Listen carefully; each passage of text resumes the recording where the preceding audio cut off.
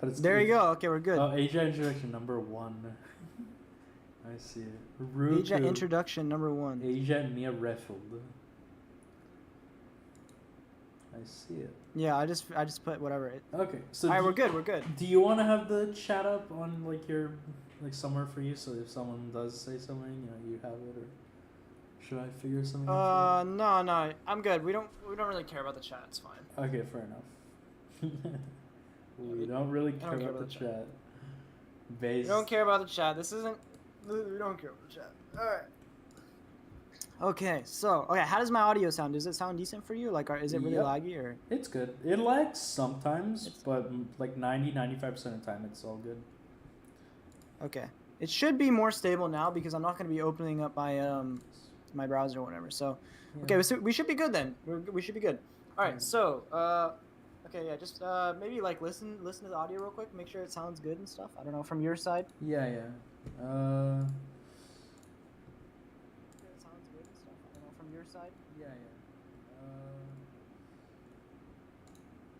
Okay, so we should be good then. 95% of the time, it's all good. Okay, it should be more stable now because I'm not going to be opening up my my browser or whatever. So, okay, so we should be good then. We should be good.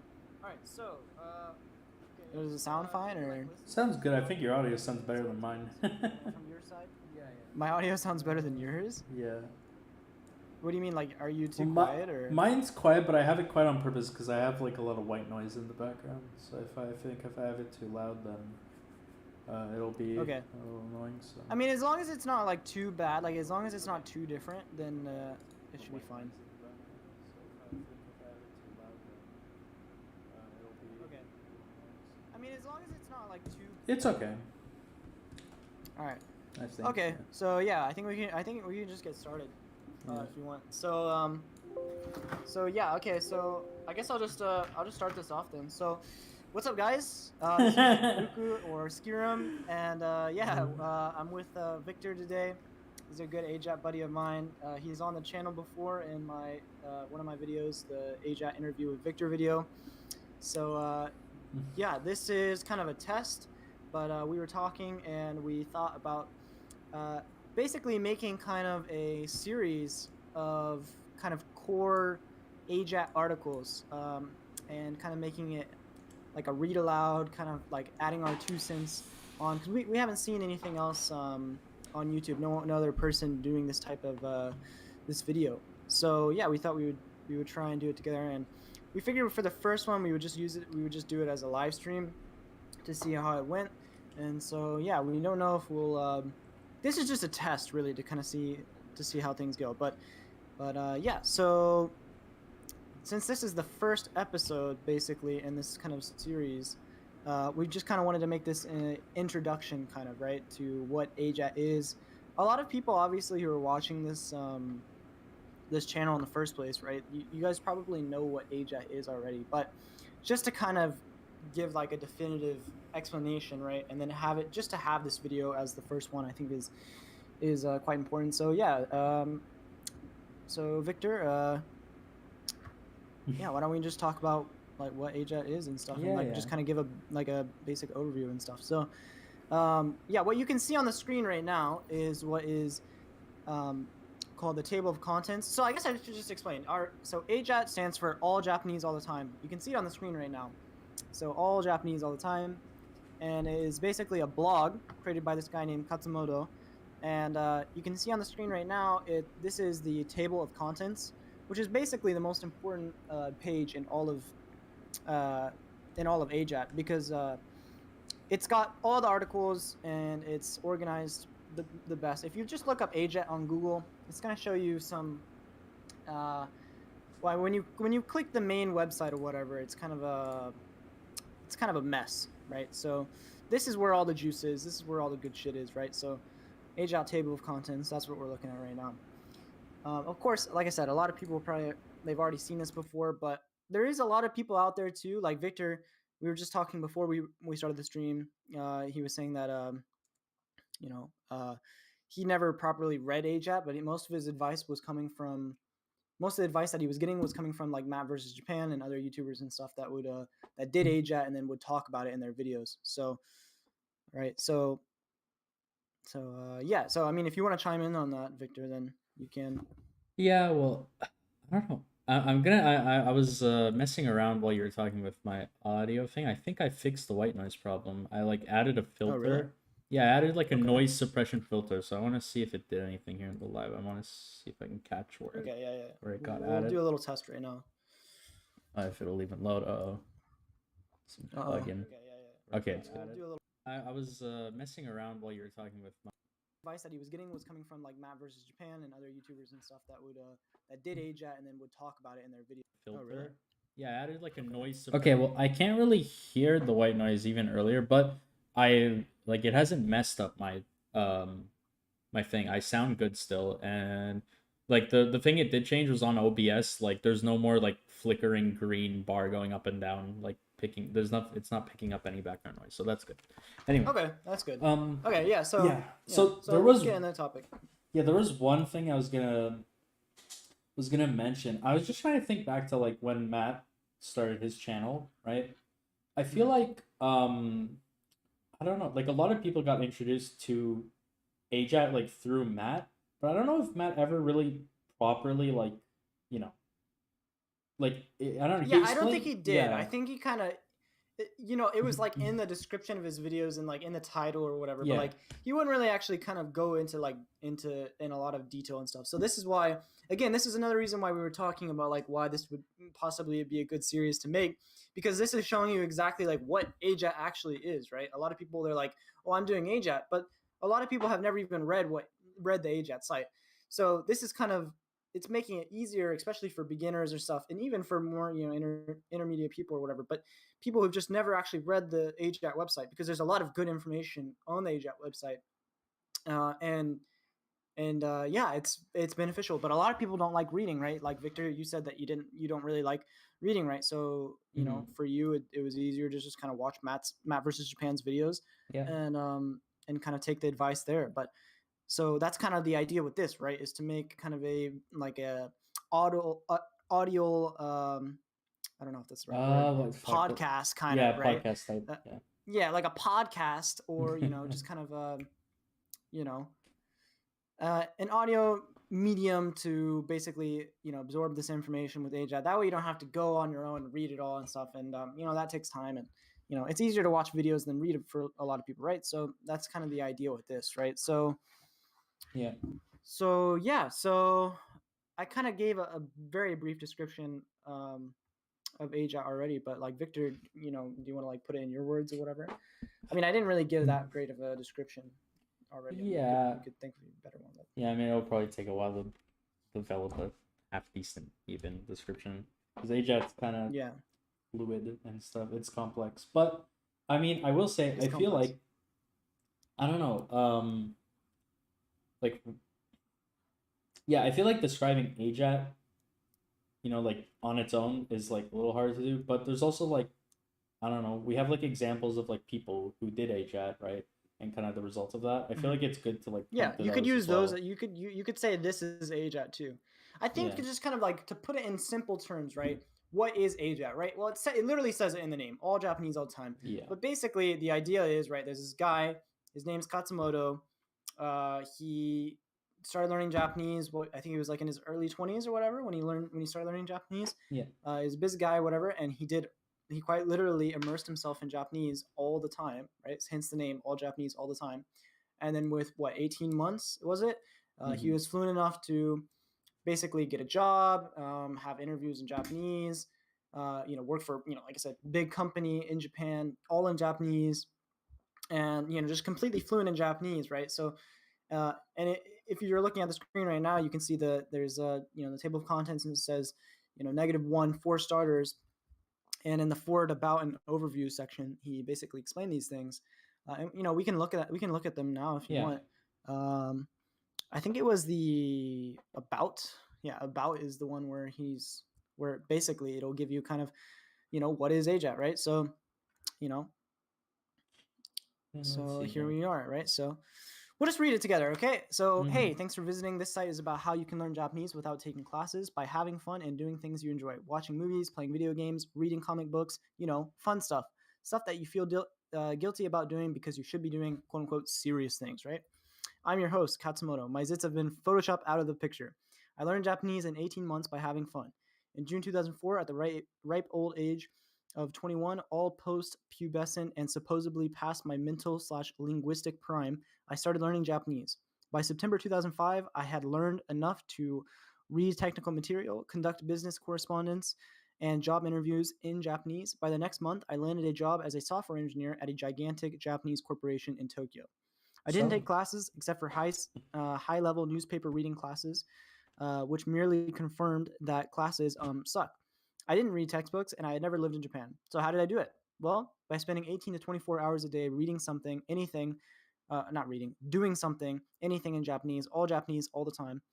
That sounds like a lot of time to invest, but I was almost as busy as you are, a full-time student majoring in computer science at a university in the armpit of Utah, physically far from Japan and Japanese people. I had computer science coursework, jobs, and even a non-Japanese significant other. In other words, I had a life. So what? Well, my point is, I'm not better than you or smarter than you. I'm not. I'm not special. In fact, I have an embarrassing history of making incredibly dumb mistakes that other people just never make. But I achieved some good results, and there were reasons for that. Namely, number one, the belief that I could become fluent in Japanese. Number two, constantly doing fun stuff in Japanese. A lot of people have since asked me the question like, hey, Katsumoto, how did you do it? And a lot of Japanese people ask me, hey, Katsumoto, how many years have you lived in Japan? The answer to the first question is the website. The answer to the second question is 4 months as of October 2006. So this site exists for two reasons. Number one, to tell you how I learned Japanese by having fun so that you can do it too. Number two, to give you some new cool tools that I did not have and would have made things much faster and easier for me. Now, not everything works for everyone, but I believe that a lot of what you will find on this site will work for you. I'm not telling you that I'm going to teach you Japanese. I won't. No one will. No one can. I am telling you that if you start giving your life to Japanese every single day, 24/7, 365 days a year, then you will not just learn Japanese, you will become Japanese. And I'm telling you that the way to do this is to do fun things and only fun things. Boring classes, boring textbooks, and whiny classmates are out. Despite what you may have been raised to believe, boredom is not the same as learning. It's the opposite. It is the enjoying ourselves that we truly learn.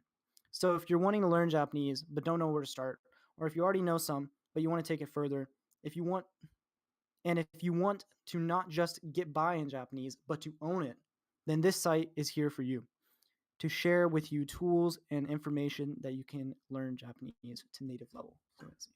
So yeah, there it is, basically in a nutshell. You can kind of see already that Katsumoto, the author, the writer of all these articles, and the creator of this blog, AJATT, he's very creative. He's got a very unique writing style. A lot of people kind of diss his writing style, but I like his writing style. It's both like motivational, but it's also like funny and like realistic, and it feels more like personal, So yeah, I quite like his writing style, but you can see he adds it's a lot of what AJATT is, right? Isn't just the method, right? There's loads of different methods of learning Japanese, and especially even now, like back in the old days, there weren't that many quote unquote immersion methods, which this would fall under a immersion method, right? Because doing all Japanese all the time is essentially immersion, right? It's immersing yourself in Japanese all the time. So before there weren't that many quote unquote immersion methods. But now even there's plenty of immersion methods, right? You have REFOLD, you have, all these other, there's like MIA, I don't know if that's the same as REFOLD, but so MIA is kind of dead, but you can still, it was a thing. You can find the website still. You can't, it's like, you can't search for it on Google, but you can find it if you go through like an archive. And I'm trying to think, there's also the Moe way. There's like a few other like small little spin-off things that didn't really kick off. Yeah. But... And they're all kind of similar, right? Because it all has to do with like immersion and stuff. But the difference between AJATT is, a lot of people, they found AJATT as like one of the first like kind of OG, immersion methods, right? And two, I feel like a really big part of AJATT, probably one of the biggest parts that for a lot of the kind of really serious AJATTers, right, or people doing AJATT, find attractive and what attracts them to AJATT is there's a sense of like there's a motivational aspect to it. It's not just about doing it, right? It's about a mentality. It's about a mindset. And a lot of other methods, they don't have that. It's like, okay, here, get all these like tools and resources ready, and then just do this and that and this and that every day, and then eventually you'll get fluent, right? I mean, that Whereas was AJAT, it's more about this mentality. Yeah, exactly. So whereas AJAT, it's not even so much about the tools or the resources or whatever, because there's only so many, right? But it's more about the mentality and the mindset. And that's why I believe even still today, to this day, AJAT is by far the best method out of all of these methods. And so, yeah, that's pretty much the main reason too why we were making this series in the first place. Because I want, both of us, we want to spread AJAT out to more people, and even just for people who are already studying Japanese and are, at a high level or whatever, it's still good because it's about the mentality and stuff. I guess we should have introduced ourselves too, huh? Yeah, I was gonna. I mean, you wanted to like jump right in with the about section. I was gonna bring up the fact that like I feel like you have like some videos where you kind of show like your it's kind of like a little update like your life and stuff, but mainly like when people think about like update video, it's like the AJAT progress video thing, and your like 2.5 year one, it's like pretty old now, pretty outdated, and you're in a totally different spot now. So I feel like you should like at least I will. Okay, give me a 2-second piss break. I have to take a piss real quick. All right. My stream now. I have full control. Oh yeah, I should mention two things. One, yeah, if Luke's voice is like cutting out and stuff, I mean we're on Discord, but I'm in Canada and he's in Japan, so and his internet isn't that great either over there. So that's the reason for that. So it'll happen here and there, but not too often. And shoot, what was I gonna say? Oh, yeah, also I'm the one streaming. So I'm streaming from my computer, and it's going through to his YouTube channel. Not that it'll probably matter, but just want to put that out there. And yeah. Oh yeah, just because of the whole lag thing. Yo. Okay, cool. Yeah, I heard what you were saying. It's all true. Yeah, the reason why he's streaming from his computer or whatever is yeah, my internet in Japan is dog shit, right? So yeah, that's why.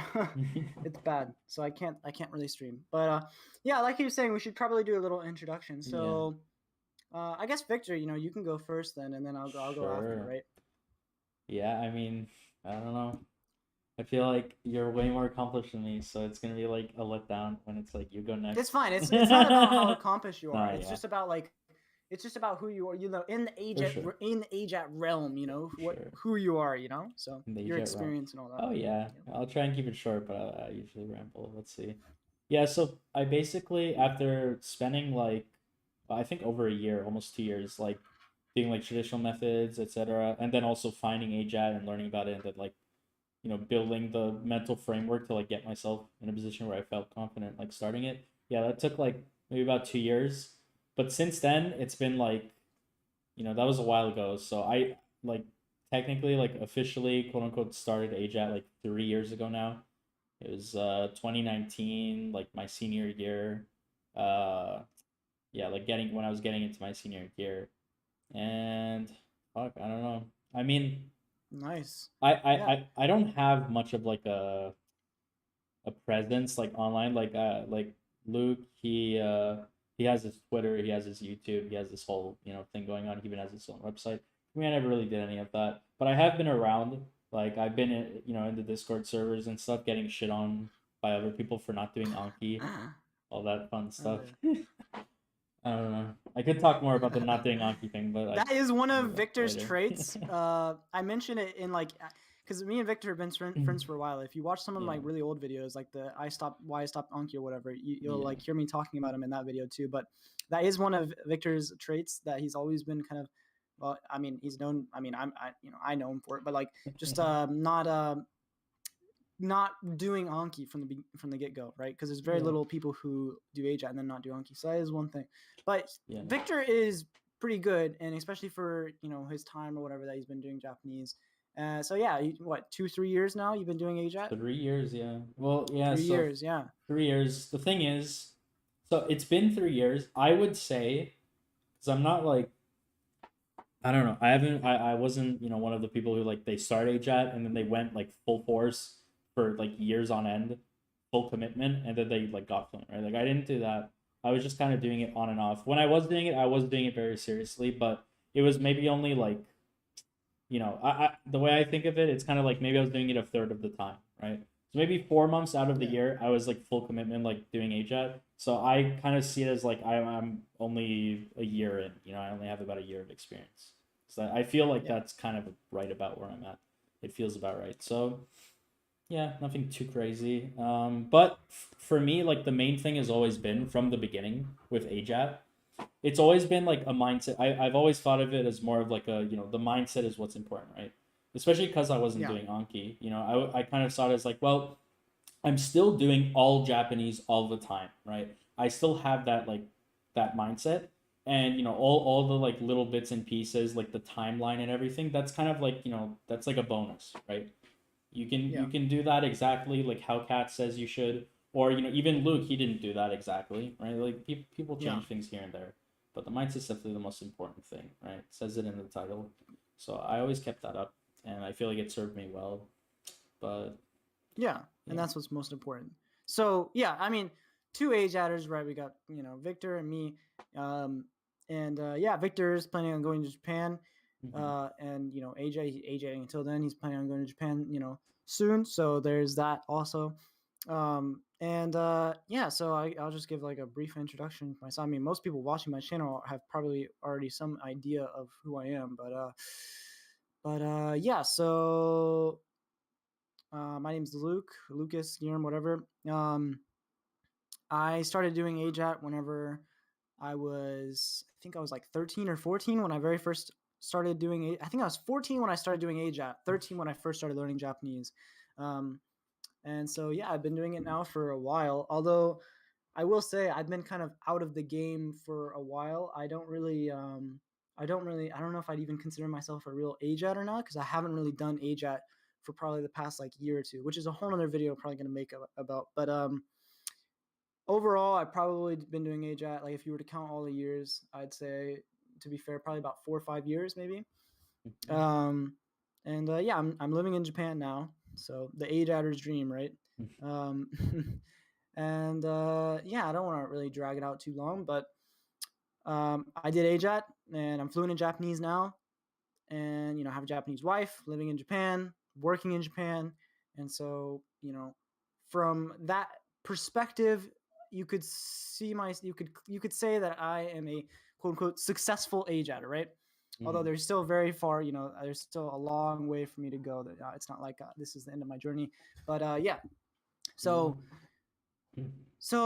who we are basically. And again, this is why we feel so closely, or we feel so, how do you say, important. Not important. We feel like AJAT is important to us, right? AJAT is important to us because it has affected our life a lot, right? It has impacted our life a lot in many ways, right? So that is also why we're trying to make this series, even though this first video is gonna be messy, right? It's gonna be a little bit of a ramble, but I mean, just think about it as a podcast. You don't really have to watch; you could just listen. But so we got into that. We covered kind of the basic. We've read the about section for -1. So in this table of contents, right? If Victor, you'll scroll down, you could see. So there's 4 starters. There's mental tools. There's 4 during the journey, and then there's equipment, SRS, kanji, kana, sentences, juggling multiple languages, questions for readers, reader stories, materials, blah blah blah blah blah. So you can see there's a lot, right? This is another reason too why we thought of making this. This is enough content. You could make a short book out of this, really. And he even says it in the forward in the forward post in the thing. This could be a book. There is a lot of content in AJAT. That being said, all of the core principles, all of the core articles, right? You could summarize it down to, like, if we were to make, in a video series, you could summarize it down like Victor is showing you right now, right? You've got mental tools and for during the journey, and a lot of these, and maybe a few from some of the other sections, these are basically the core ideas, the core principles, the core articles, right? And a lot of them, they're really good. It's actually a shame that a lot of people don't read AJAT and they just kind of follow the quote unquote method, right, without actually fully comprehending what it is and without actually reading any of the articles and stuff. Because there's a lot of motivational, stuff. There's a lot of, really good, intriguing information and stuff that will benefit most people from reading here, right? So that's again, that's part of the reason why we decided to make this video and this series. So so yeah, why don't we just start on the first one. So -1, that's just like, what the site is about and stuff like that. And we read the about section, so that's basically, you don't really have to read. Actually, you know what, let's read the overview. The overview is important. The overview is really important because this is basically, right, in the about section, we read about how Katsumoto, the author of the video, this blog AJAT, how he learned Japanese in 18 months, right? So this is basically how he did it.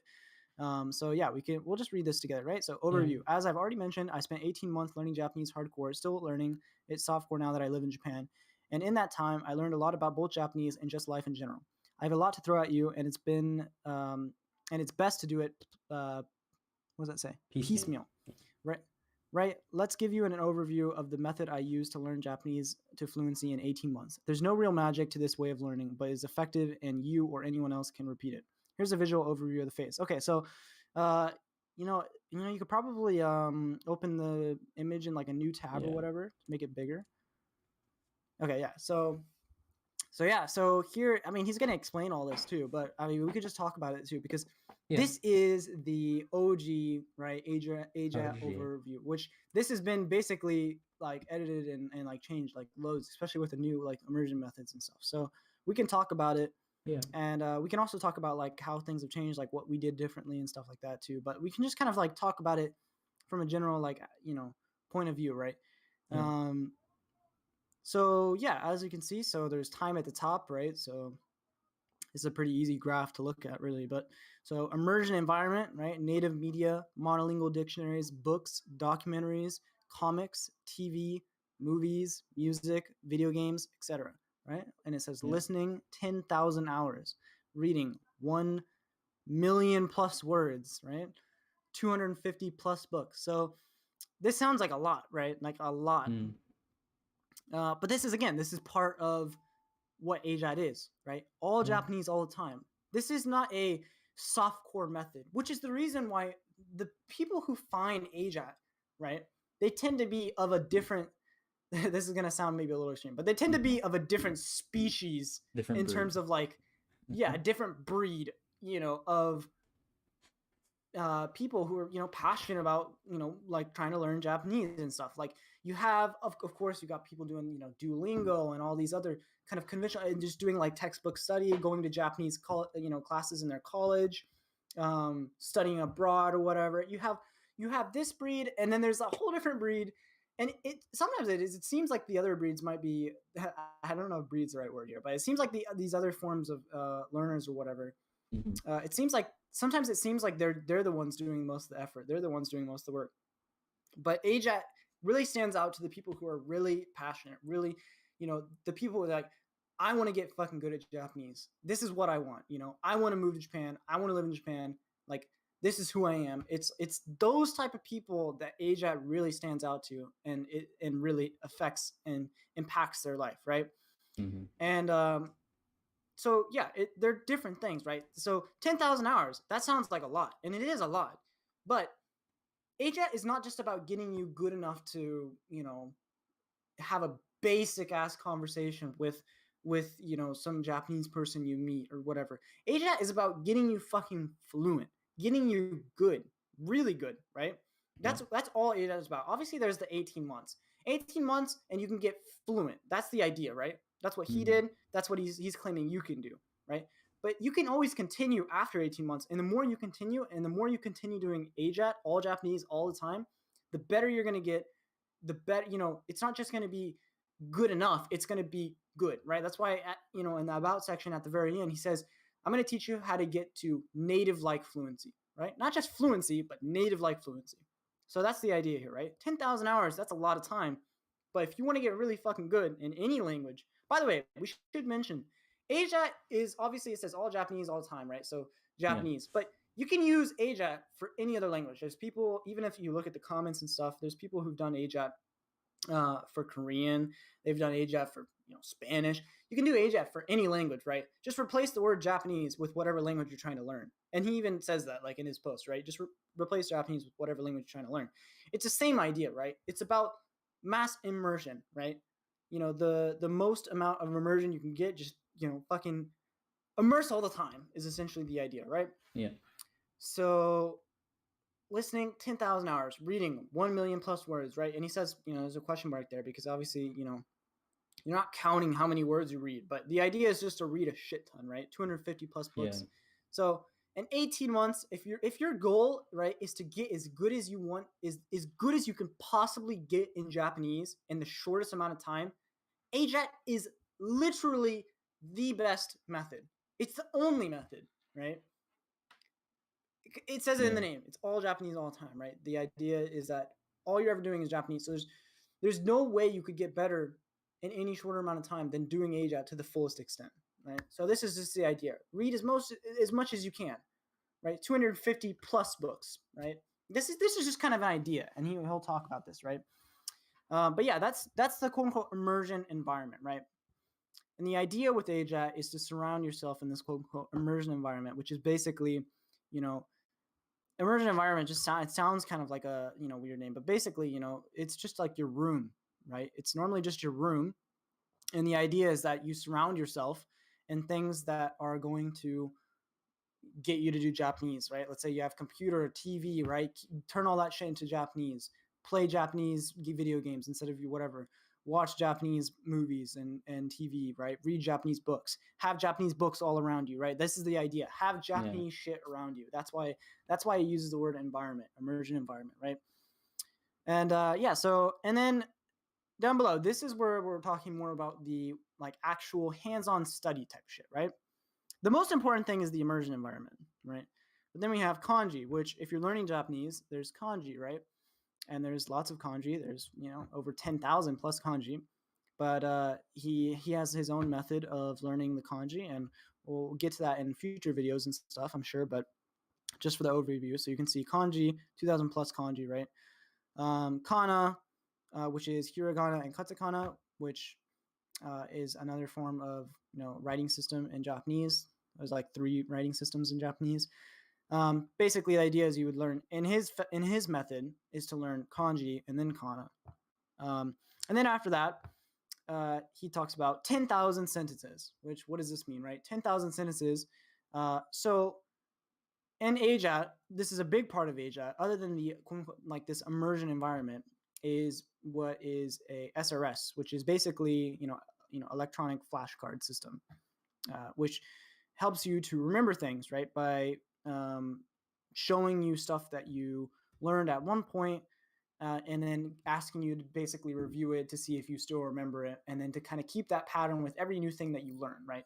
So he talks a lot about this, so we're not going to go into detail or whatever, but 10,000 sentences is basically every time you learn, you're watching Japanese, you're reading Japanese or whatever, you're going to find a word, right? And this is kind of more advanced, so we'll get in this a little bit later, but you're going to find something that's going to be quote unquote I+1, or basically you'll understand everything in a sentence, but you're not going to understand one bit, right? You're not going to understand maybe one word in that sentence. And that one word is the most ideal for you to learn, because you can basically already understand it just with the surrounding context.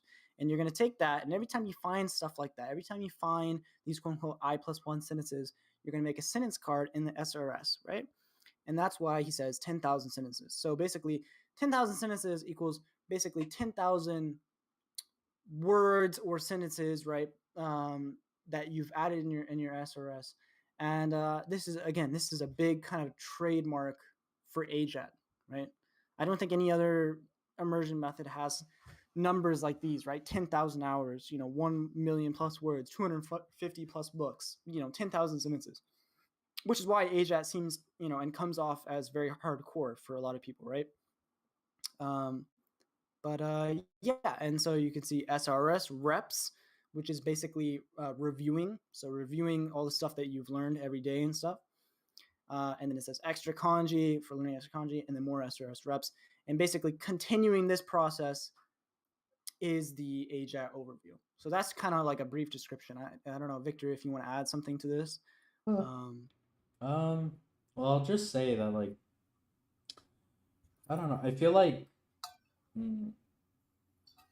don't want to necessarily label it as a flaw, but this is like a common sort of element of like pretty much any method that I've come across, like for learning Japanese or whatever. It's basically just that, the creator kind of, I mean, they always tend to deviate, sometimes quite significantly, from what they actually did. And even Katz is like guilty of doing this. Like, he suggested 10,000 sentences, but he says that he didn't even do 10,000. He admits that he only did 7,500 sentences. So his idea with the 10,000 sentences is that, you're better than him and you should be able to do 10,000 sentences. Okay, I did 7,500, so you should be able to do 10,000 times. But at the end of the day, it's kind of like, it's principle. Yeah, at the end of the day, this is all principle. Yeah, keep this as principle, right? This is just an overview. It's not an exact do this, you have to do this or it's not going to work out. This is an overview, right? So it's about the principle. Obviously, if you're able to manage to, manage all these numbers at the end of the day, the results are bound to come. You're guaranteed to come. But even if you're not 10,000, sentences or whatever, 10,000 hours, 1 million plus words, 250 plus books, you can still get there. Is basically what Victor's trying to say. Of course. Like, even for you, you did 4,000, right? Yeah. So that is one thing. I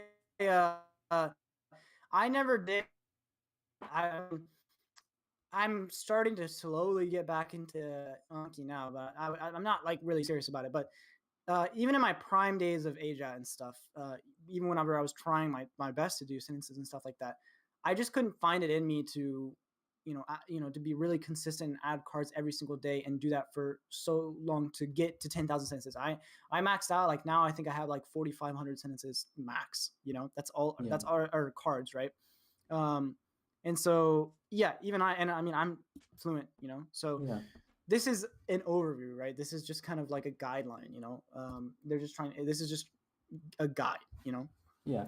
There's also like, like something like, I feel like, I don't know, he kind of selected like I he didn't have this kind of like timeline like planned out before he, did AJATT, right? He did what he did, and then he made the timeline and he called it AJATT after the fact, right? So it's like, he kind of like looked back like, okay, well, I spent roughly this much time. I was doing about this much every day, right? So maybe it was something like 10,000 hours. But even at 10,000, it's like he probably borrows that from like, there's this whole thing of like 10,000 hours equals, expert, right?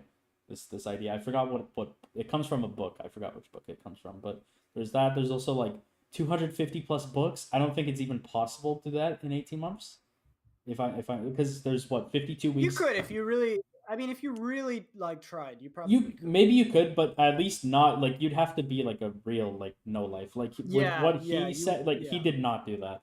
If he's talking books as in like maybe manga, but like if he's talking about like books as in like all encompassing novels, novel. I don't know if he read many light novels, but like novels and stuff, not possible, because even if you had 2 years, right, that's still only 104 weeks. That means you're reading more than like 2 books every week. That's not possible. Like, no one's gonna do that, so some of these are like a little bit like exaggerated, probably. You could look at them as over exaggerated, but just I mean, again, it's just principle and stuff like that. For sure. But just to keep in mind, that way you don't want to feel self-conscious, throughout the process, right? So don't feel like, oh well, he did this much, he didn't do this much, right? This is obviously over exaggerated. He even says he did not do this much. Right? So, for sure. But I mean, I guess that's it for the overview. So we can go on to the next bit if you want. And I mean, we kind of I mean, he's already. we were just talking about.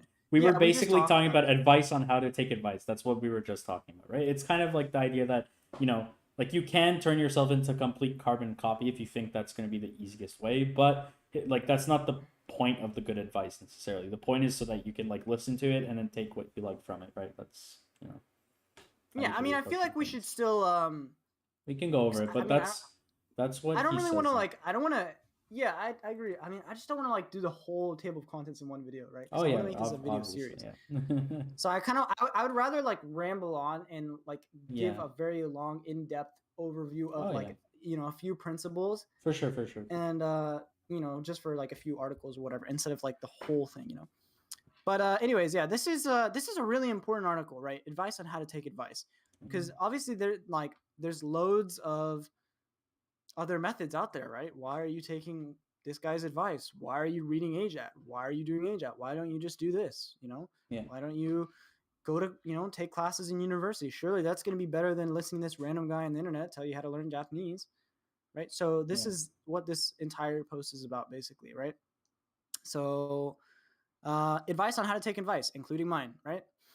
Listen to all, plucker a feather from every passing goose, but follow no one. And this is just some quote, whatever, right? So I read, watch, and listen to a lot of what might very generally be called advice. A lot of advice givers, myself included, can seem to be telling you what you've been doing sucks. You're messing up. Do it this way. And this makes you feel like a schmuck. I mean, a jewelry. And I mean, anyway, so you get busy dutifully struggling to fit your square self into whatever new round hole your advice giver has prepared. Okay, I'm not going to tell you what to do because the world is already full of that. I'm just going to tell you, I don't think that's the point. I don't think that this is the intention of even the most energetic, enthusiastic advice giver to make you feel like crap and get you frantically rearranging your life in their image. Certainly, it's not my intention. Good advice is intended to make your life easier, not harder. This is very important, right? Yeah. No one, I mean, yeah, there are people who give you quote unquote advice, and really they're just trying to tell you that what you're doing is shit because they're just kind of dickheads, right? And they're not great people, right? But most people that are trying to give you advice are trying to give you advice because they're trying to help you, right? Yeah. I can say that pretty confidently. I think most people, they have your best intention, whatever, or they have your best, they have the best intention, right? They have your interests in mind, right? Exactly. So yeah, it's to make your life easier, not harder, right? Here's a simple two-step process you may or may not want to try. Read/listen to advice, mine, other people's, whoever's. 2, do whatever the heck you want, whether or not it matches that advice. A lot of the point of good advice is the forest, not the trees. Most of the point of good advice is simply to be exposed to it, rather than to painfully turn yourself into a carbon copy of it.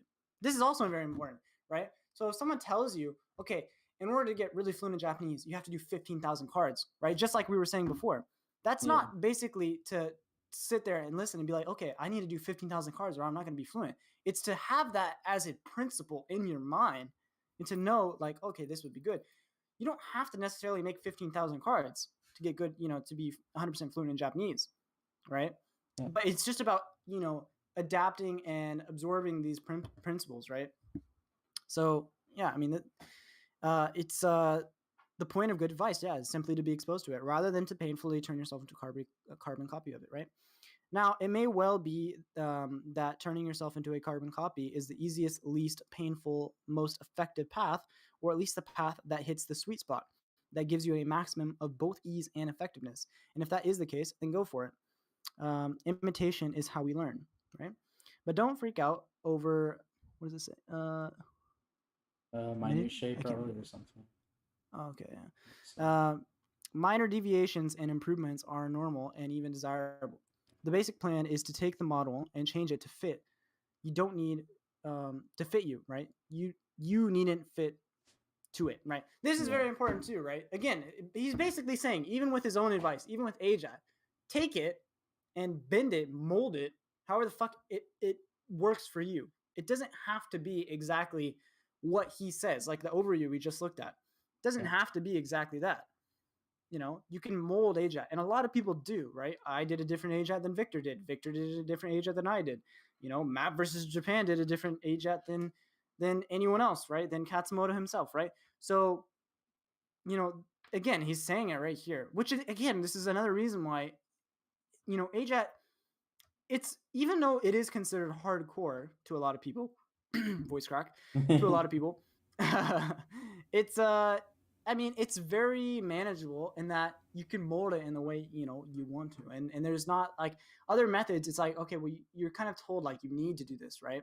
And obviously if you have a little bit of like common sense, that you don't have to listen to these people. It's not like a law, it's not like, it's not like some forbidden rule that you must protect, right? Oh, I need to listen to this person, whatever the fuck they tell me, I need to do exactly whatever. But like a lot of people don't realize that, and they just do whatever, right? The same thing, like this type of people who like take lessons and stuff at a Japanese university, and no offense to you, but these are the type of people kind of who, they think the only way that they can get good at Japanese is by listening to this one person and doing everything that they say, right? Listening to their teachers, listening to their professors, and doing all their homework and doing this and doing that, completing their coursework, and okay, then I'll be fluent in Japanese, right? But this is the thing about AJAT, right? Is I'm gonna give you the basic core principles, right? How to fucking learn Japanese, right? That's it, right? I'm not gonna teach you Japanese. I'm gonna teach you how to teach yourself Japanese, and whatever the fuck you do is up to you. Yeah. That's the way I've always looked at AJAT, and that's why I respected AJAT, and that's why like I always admired AJAT, because no one else had ever said that. Nowhere else, anywhere on YouTube, anywhere else, it was always, okay, follow this video lesson, right? Follow this, do this.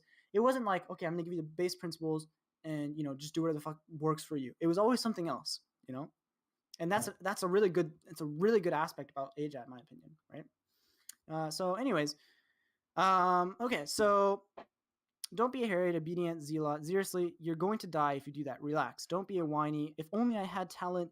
Maybe it's possible for other people, but not for me, person. Don't be an emo type. It's all BS, right? Either do these things, but do it quietly, right? Men, oh yeah, man. All right, so men who say it cannot be done needs to shut the fuck up, right?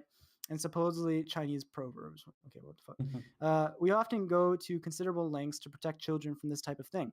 We rarely allow children to say these type of things. Well, adults are just children with bank accounts and large bodies, right? Very true, right? Negatively damaging their fragile minds, just as it does those type of children, right? What he's referring to is this idea that you can't do shit, right? Yeah, I mean, this is just an email fucking. Half the people that say they can't do shit, they know that all they want to come from that is for people online and from people like their family and friends to tell them that they can. They just want that bit of motivation. And yeah, it's not necessarily wrong, but at the same time, like, it in you like, if you really want to learn Japanese, fucking you can learn Japanese. So just tell yourself you can learn Japanese. And that's what the point is, right? Yeah. Right? Tell yourself you can learn Japanese. Give yourself that motivation. Don't try and get that motivation from other people, because it's not going to work. If you're passionate about Japanese, you're passionate about Japanese, and you're going to learn Japanese because you want to do it, right? By now, the dutiful part of you is all but Article 4, subsection, paragraph, blah, blah, blah, blah, blah. AJAT says, blah, blah, blah, blah, blah, check this out. If you read this advice, it'll affect your decisions. You don't need to worry about that, right? The point here is that to stop breathless compliance and mental flagellation. I don't know. And I bet you're getting frantic about this advice too, aren't you? You're so earnest. The cuteness makes me giggle. The cyclical irony of giving you advice on how to take advice is not lost on me. Okay, anyways, let's review. Read/listen to others. Otherwise, expose yourself to advice. Do whatever the heck is most comfortable. All right. So let's see. Scroll down a little bit. I think that's it.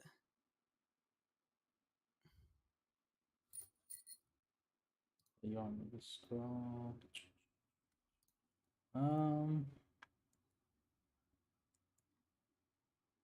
Okay, here. Okay, what we're really talking about here, making a practical, active distinction between advice and orders. Okay, yeah. So this is important too, right?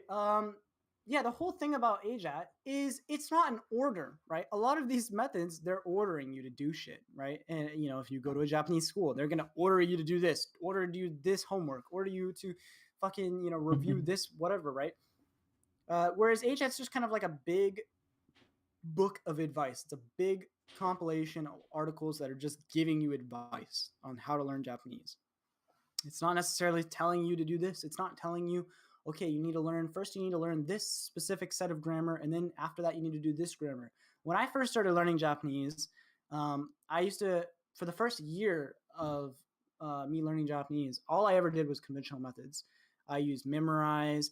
I used there was a site called Imabi, which was like a grammar site and stuff. I used to write down all the grammar part, whatever. I would watch all these YouTube. I used to watch what's it, the George guy on YouTube. He used to make the Japanese lessons. Yeah, George Trombley. I mean, I still like him. I liked George Trombley. He's a good guy. He's pretty funny too. But yeah, I mean, I would watch all this and I would focus on grammar and stuff like that. But all of these methods that I did when I was doing conventional study and stuff, it almost felt like, they're just ordering you to do this shit, So it's kind of good too, because a lot of what AJATT is it's kind of freeing you in a way, right? Because when I first started learning Japanese, like I didn't think it would be possible I could just fucking watch anime and get good at Japanese, because I'd already do that anyways. But I would never classify watching anime, because he says it too, right? Stuff that would normally make you feel bad because it's unproductive, right? Yeah. So like watching anime or playing video games, like I would never consider that studying. I would never consider that, me getting good at Japanese, even though I was watching the anime, obviously like in sub, right? So there was still Japanese. So it was freeing whenever I found AJATT, because I was already watching anime every day, right? I was watching anime every single day. I loved anime and stuff. I was like a super big weeb at the time, right? So I watch anime nonstop all day or whatever, but I would never consider that, AJATT. I wouldn't consider that, me learning Japanese. So yeah, it was very freeing. And I think a lot of people too have that same experience, like when finding AJATT, So yeah, I think that's basically covers this, right? The point is, right, don't just take advice from one person, right? Take advice from plenty of people. And the other most important aspect of this post is basically, just do whatever the fuck you want. Like basically listen to advice, internalize it, maybe incorporate it in some ways, in other ways, whatever. And but everything else, just do whatever the fuck you want, right? It's mostly just about internalizing the advice and not necessarily following it like it's an order. Yeah. And Yeah. Cool. All right.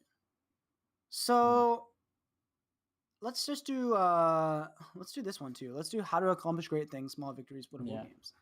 Because this is another big part. This is another good one, I think. And I think it will make this like the last one of this. Yeah, probably. Yeah.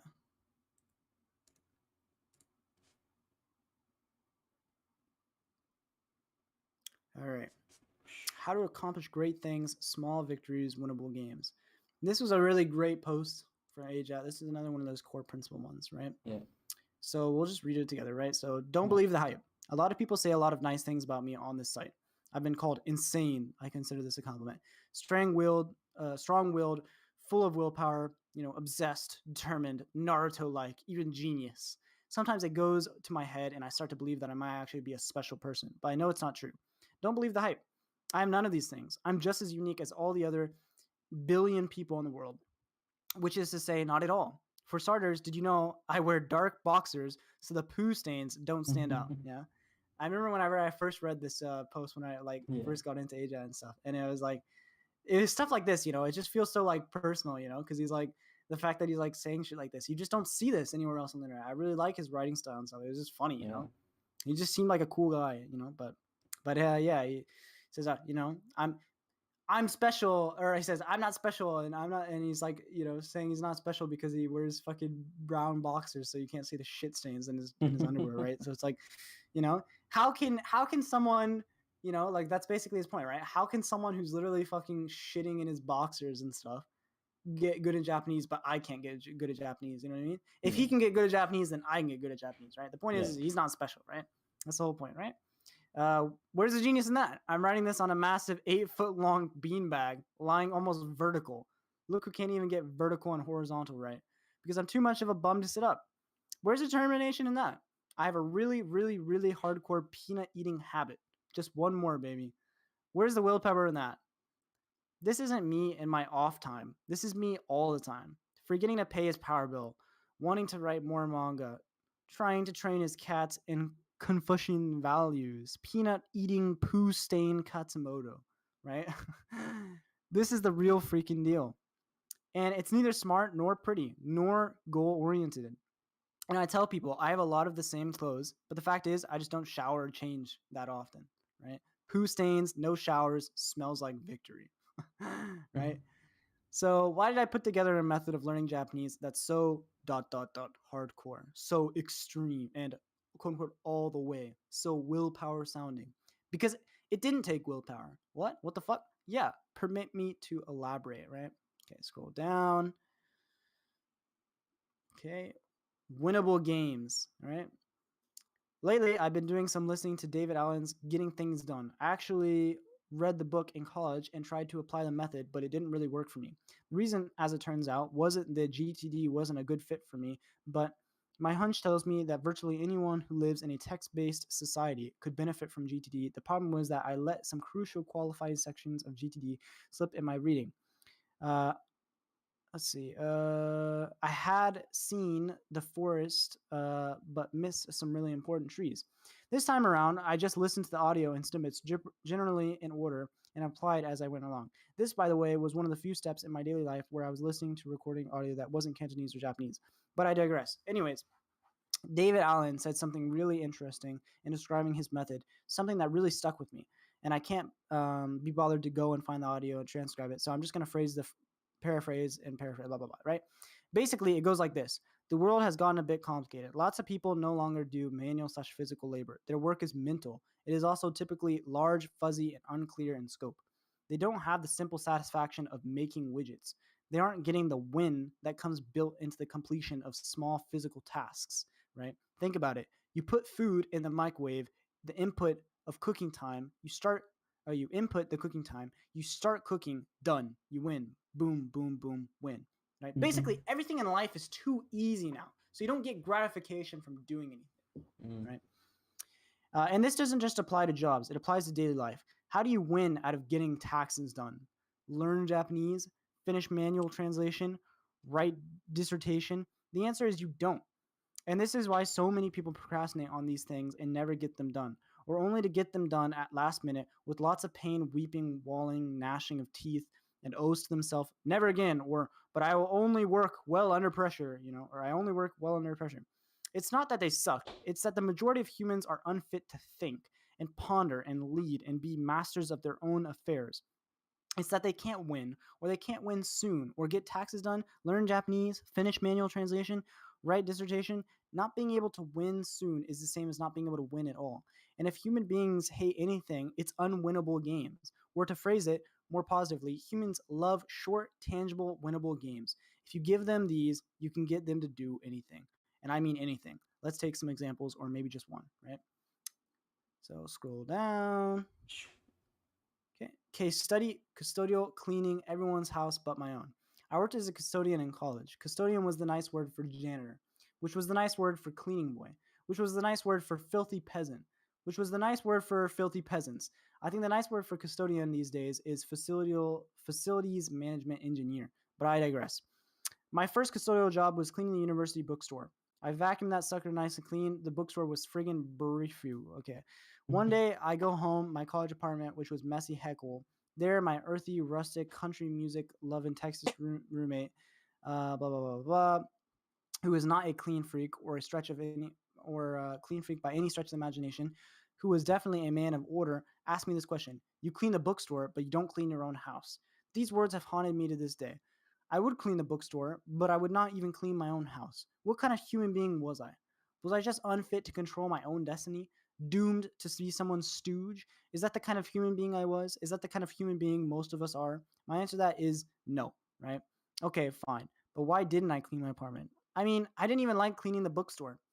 I mean, for crying out loud, I was waking up at 4:30 in the ante-meridian morning on a day other than non-demonitional winter solstice festival day, sleepless childhood adrenaline, blah, blah, blah, blah, blah. Okay, all for money, which I would promotely use to buy overpriced textbooks that I was never even going to read from said store, or pay rent, or conveniently close to the bookstore lodgings, talking about critical, blah, blah, blah. Okay, because I couldn't win at cleaning my apartment. There was no starting time. There was no ending time. There was no goal state. When would my apartment be clean? What would constitute cleanliness, right? What conditions would need to be fulfilled such that I could say we're done? Well, it would have to be perfect, wouldn't it? Because the opposite of dirty is perfectly clean, right? Which parts of my apartment? Were the roommates' bedrooms in the deal? What about fridge, the toilet, the back of the couch where all the clutter collected, the couch itself? under the cushion where the remote and the Nintendo controllers like to hide, right? What about my homework? And even then, even if by some of gates I managed to get the apartment clean after hours, no days, no years of work, how would I keep it clean? What if my roommates just messed it up in 5 minutes? How could I get it clean when I felt so bad for letting it get dirty? Did I mention homework and classes and flirting? I had flirting to do and ultimate frisbee. In fact, screw cleaning the freaking apartment. Let's go flick some disc, right? And so the apartment remained dirty. This and every other apartment I lived, therefore, on, I wanted perfection. I wanted cleanliness, right? I wanted it bad, baby. But I simply couldn't see a path to it, however. And while it seems obvious now, I never made the connection at the time. I always managed to at least get the place in shape for cleaning inspections.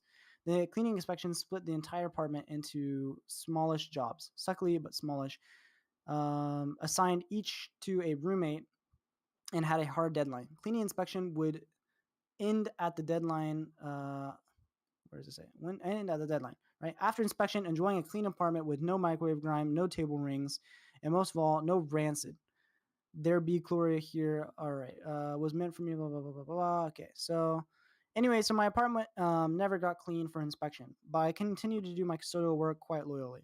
As obvious as it seems now, it never fully dawned on me the fact that the custodial job had fixed guaranteed start time, end time, tons of winnable substacks, fun. I got to laugh, hang out with coworker friends, and the reward, money, right? Might have some motivational effect in it, right? It didn't occur to me that my whole, well, let me just be my best, or let me just do my best in the time available. And if time runs out, well, screw it. It's not like I won't be cleaning again tomorrow. Attitude had anything to do with it, right? It never occurred to me that the fact that I treated cleaning in my house like some massive Picasso got nothing on me, blah blah blah blah blah, right? I also did the accidental cleaning, but David Allen talked about. This is where you don't intend to do a big cleaning job, but you end up doing it unintentionally. Use blah blah blah. Okay, so right, the point is with this, maybe I should have just explained it. I just read all this, so. But the point is, right, small winnable games, right? There's no cleaning your house and shit, right? Unless, I mean, in his case, living with roommates and stuff. If you've ever lived with roommates, you know. First off, let me just talk about it. Why the fuck does this have anything to do with Japanese, right? Some people might be wondering. Why the fuck does this have anything to do in Japanese, right? Well, I mean, he'll probably get to this at the end of the post, I'm sure, which I could read, but I'm just going to explain it now, right? This is all about motivation. And again, this is the main reason why AJATT differs from other methods is that it focuses on the mentality. Because the reality is you're not going to continue learning Japanese without a strong based mentality, right? Victor, you can agree with that, right? Yeah. You need that. You need the based mentality, yeah? Yeah. And the only way you're going to get that is by having all these principles in mind and you know these concepts, right? Like small winnable games and shit. Like if you didn't read about this and you didn't know about this, you wouldn't even know about this, right? And then and so you wouldn't have this principle in your mind, right? But basically the idea is, you know, human beings, right? Everyone out there, you know, as maybe selfish or, you know, how do you say it? It's we only care about things that there's rewards with, right? You know, you're not going to work a job unless you're getting paid money. Yeah. Right? You're not going to fucking work at it, you know. You're not going to work anywhere unless you're getting paid money. You know, so we like rewards. That's the whole idea, right? You want to feel accomplished in anything that you're doing. That's like a big aspect of human psychology, right? So for a lot of people, cleaning the house gives them that, you know, it gives them that satisfaction. It gives them that, you know, feel of like accomplishment, right? But in some cases, like here, where he's living with fucking roommates and shit like that, and there's no actual reward really from cleaning his house, right? It doesn't, right? And that's why he doesn't do it.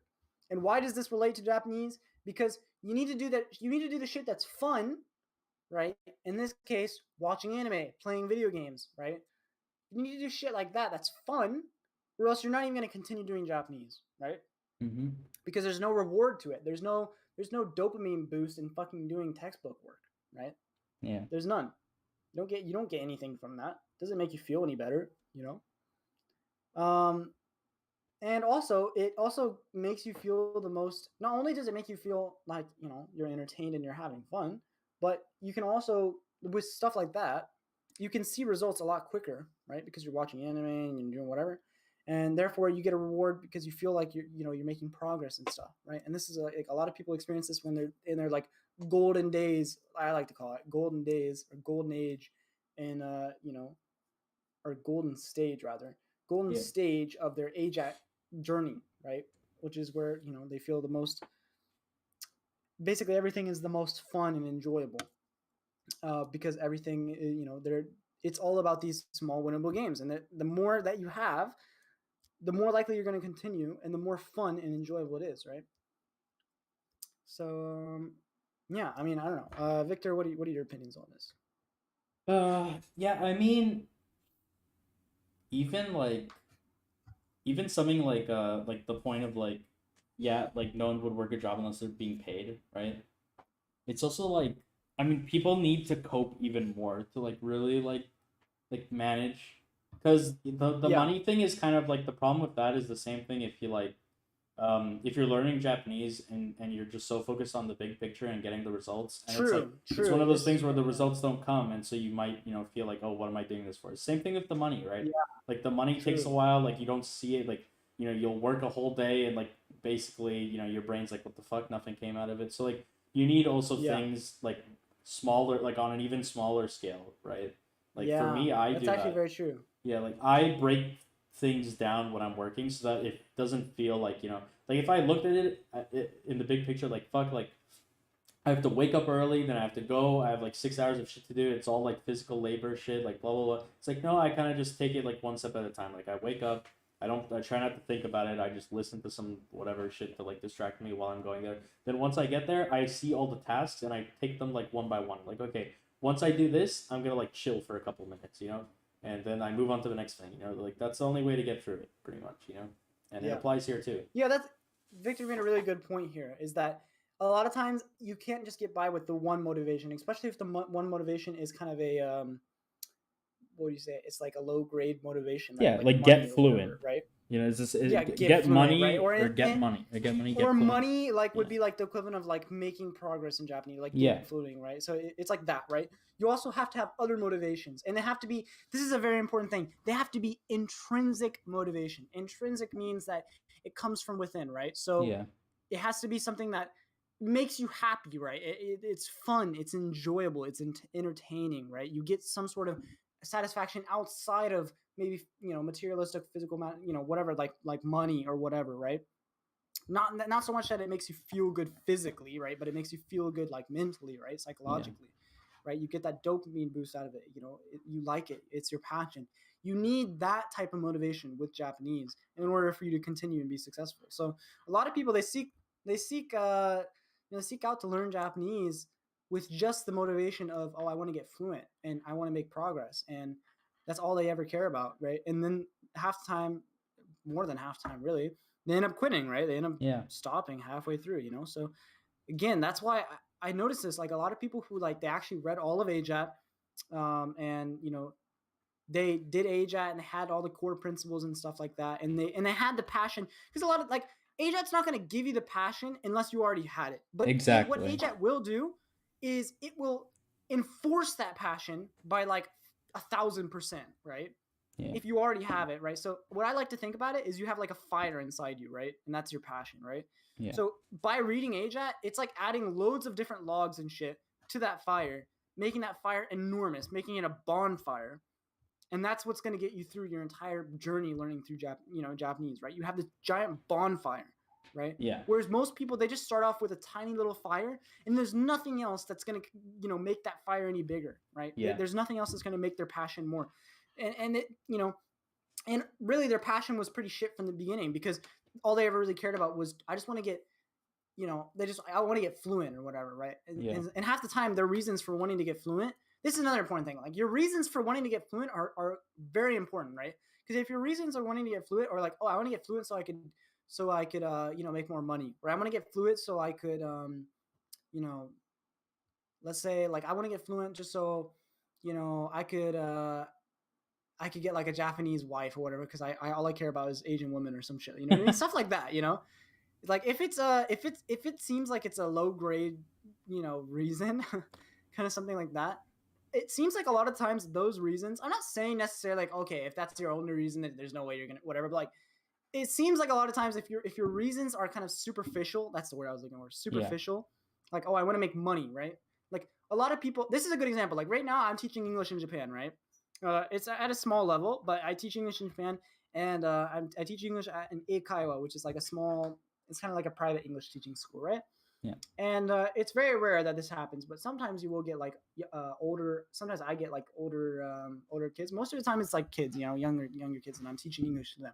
But sometimes you get the older people, right? And they're like, you know, in their 20s or 30s. And when you get them, 99% of the time, the only reason why they're showing up and they're taking these English lessons and stuff from me and other teachers there is because they have to learn English for their job. And let me tell you, they suck at English. And I'm just going to be honest with you. They suck at English, and they're not going to get good at English, right? Because their passion, their fire is just so weak, right? It's so weak. And yeah, I mean, they just don't want to do it, right? They don't have that passion. So yeah, AJAT is for people who are already passionate about Japanese, which is very important, right? And that's always something that you can know too. Like AJAT's not gonna be able to find that out. I mean, you might be able to read through AJAT and then like realize halfway through, like, yeah, this isn't for me or whatever. And if that's the case, then you know. But a lot of people, they don't know, right? Which is why a lot of people, they give it a shot and they try so much because they want to do it, but then they just realize like later on it's not for them. And that's something that I think it's best if you can try to do some like you know, I don't know, like introspection, right? And try and figure out, you know, whether or not this is for you in the first place. Because you don't want to get this far, even this video in the first place. Like, I hope no one really is watching this that is like not already really passionate about Japanese, because those are the people that you know, we're trying to reach, right, Victor? We're trying to reach the people that are like super passionate and stuff. So exactly. But yeah, so that's basically it. You know, how to accomplish great things. You know, what is it? It was like winnable games or whatever. I forget the fucking name. Small victories, winnable games, I think. Yeah, exactly. Small victories, winnable games. Yeah. So, also, I'm gonna link all of these in the description, in the comments, whatever. So obviously, you're watching this. Read this yourself too. Read it yourself. Bookmark it. Treat it like the fucking Bible. You know, because if you're learning Japanese, this is your Bible, right? So yeah, I mean, there's a difference between like hearing someone else say it, but then and also, you know, reading it for yourself and interpreting the way you want to, right? Like that's the way I like to read books in general. Like, I consider AJAT a type of book, right? Like when I read books, especially nonfiction books and stuff like that, or not nonfiction, fiction books. That's how I like to read them. I like to take my own interpretation. That's like part of what's fun about reading books to me and stuff. And yeah, especially with stuff like this, you can consider AJAT too is almost kind of like a self-help, right? Because it's like, you know, a lot of the ideas and stuff with AJAT, they're not just going to help you learn Japanese. They're going to help you basically better your life, because it's the same principles in AJAT that are going to help you not only get good at Japanese, but get good at anything. If you apply the same principles that AJAT has to anything in life, you will get fucking good at it. And that's just the reality of it. And good things will happen to you. I mean, look at me, right? You know, obviously, like I said, I'm not perfect or whatever by any means. And there's people way better than me too, right? Shiro Blown out there, if you're watching, you're fucking God, you know, Matt versus Japan, you know, all these people. Like, there's people way better than me. But even just outside of Japanese, right? Like starting AJAT, when I started AJAT, whatever, I never knew, like, I met my wife and stuff, you know, through AJAT and stuff. Well, not through AJAT necessarily, but because I was learning Japanese and because I had gotten good at Japanese, I was able to meet her and, you know, whatever. And that's how we met. And I met my best friend in the UK. I went and lived in the UK for 6 months, you know. I was able to get an apartment and stuff in Washington because my roommate was Japanese at the time. And if it weren't for me being able to speak Japanese, I probably wouldn't even got the room. And I couldn't even find anywhere else for cheap. So that, I mean, who knows? Maybe I'd be fucking homeless, you know. I don't know if I would go that far. But, you know, I met Victor. I met so many good people through AJAT, you know. I'm living in Japan now. I'm living that dream that I had. You know, I'm teaching English. I'm doing all the things that I wanted to do, all because of these principles, this idea, AJAT itself, as just kind of a philosophy, as cringy as that sounds, as a philosophy, because that's how I always looked at it. This is not a way to learn Japanese. This is a mentality. Yeah. Right? This is a mentality. This is a mindset. This is a philosophy that if you follow, things in your life will go good. You know, things will work out. And I should say too, this is kind of I don't know, this is a little bit off topic, but I really think like the people that let's talk. Okay, Victor, you and I let's have a little section right now where we talk about the type of people that are going to benefit the most from AJAT, right? And I'm going to start off by saying, in my case, I think people who, let's see, they already have that really strong passion for Japanese, right? Yeah. And then they also, I think this is just in my personal case, like I don't know if I should bring this up or not, but like I had a pretty hard like upbringing and stuff, right? And I think not just for people who had like a hard upbringing, but just people who had like, you know, anything in their life is difficult, right? You know, you hear people saying like escapism and shit like that. It is that kind of thing. Escapism isn't necessarily bad to a certain extent. It's all, you know, there is an extent where it is bad, but escapism can be really good for something like developing skills. You see loads of people like when you're in high school and shit like that, right? There's always that like quiet kid, that nerdy kid, right? That is, you're like, yeah, what the fuck does he do? You know, like, you know, he's a pretty fucking loser or some shit, right? But then you find out like he's like fucking master guitar player, you know, he's like a fucking rock fucking head, you know, he can play every single song. He's like a fucking rock star or some shit, but you would just never know, right? Because he's just quiet in school.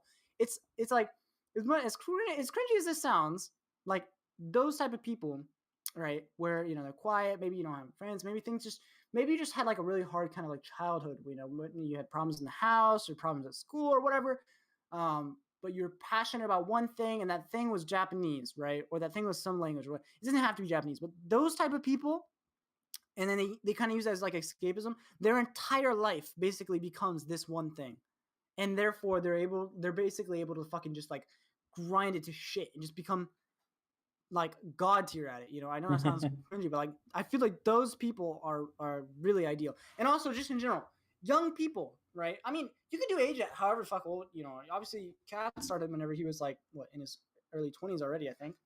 Yeah. I started AJAT whenever I was like 14 or something, right?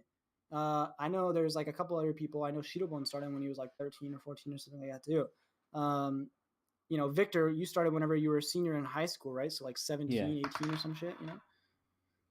So I believe the best time and for people to start AJAT and stuff is or the people that are going to benefit the most and stuff.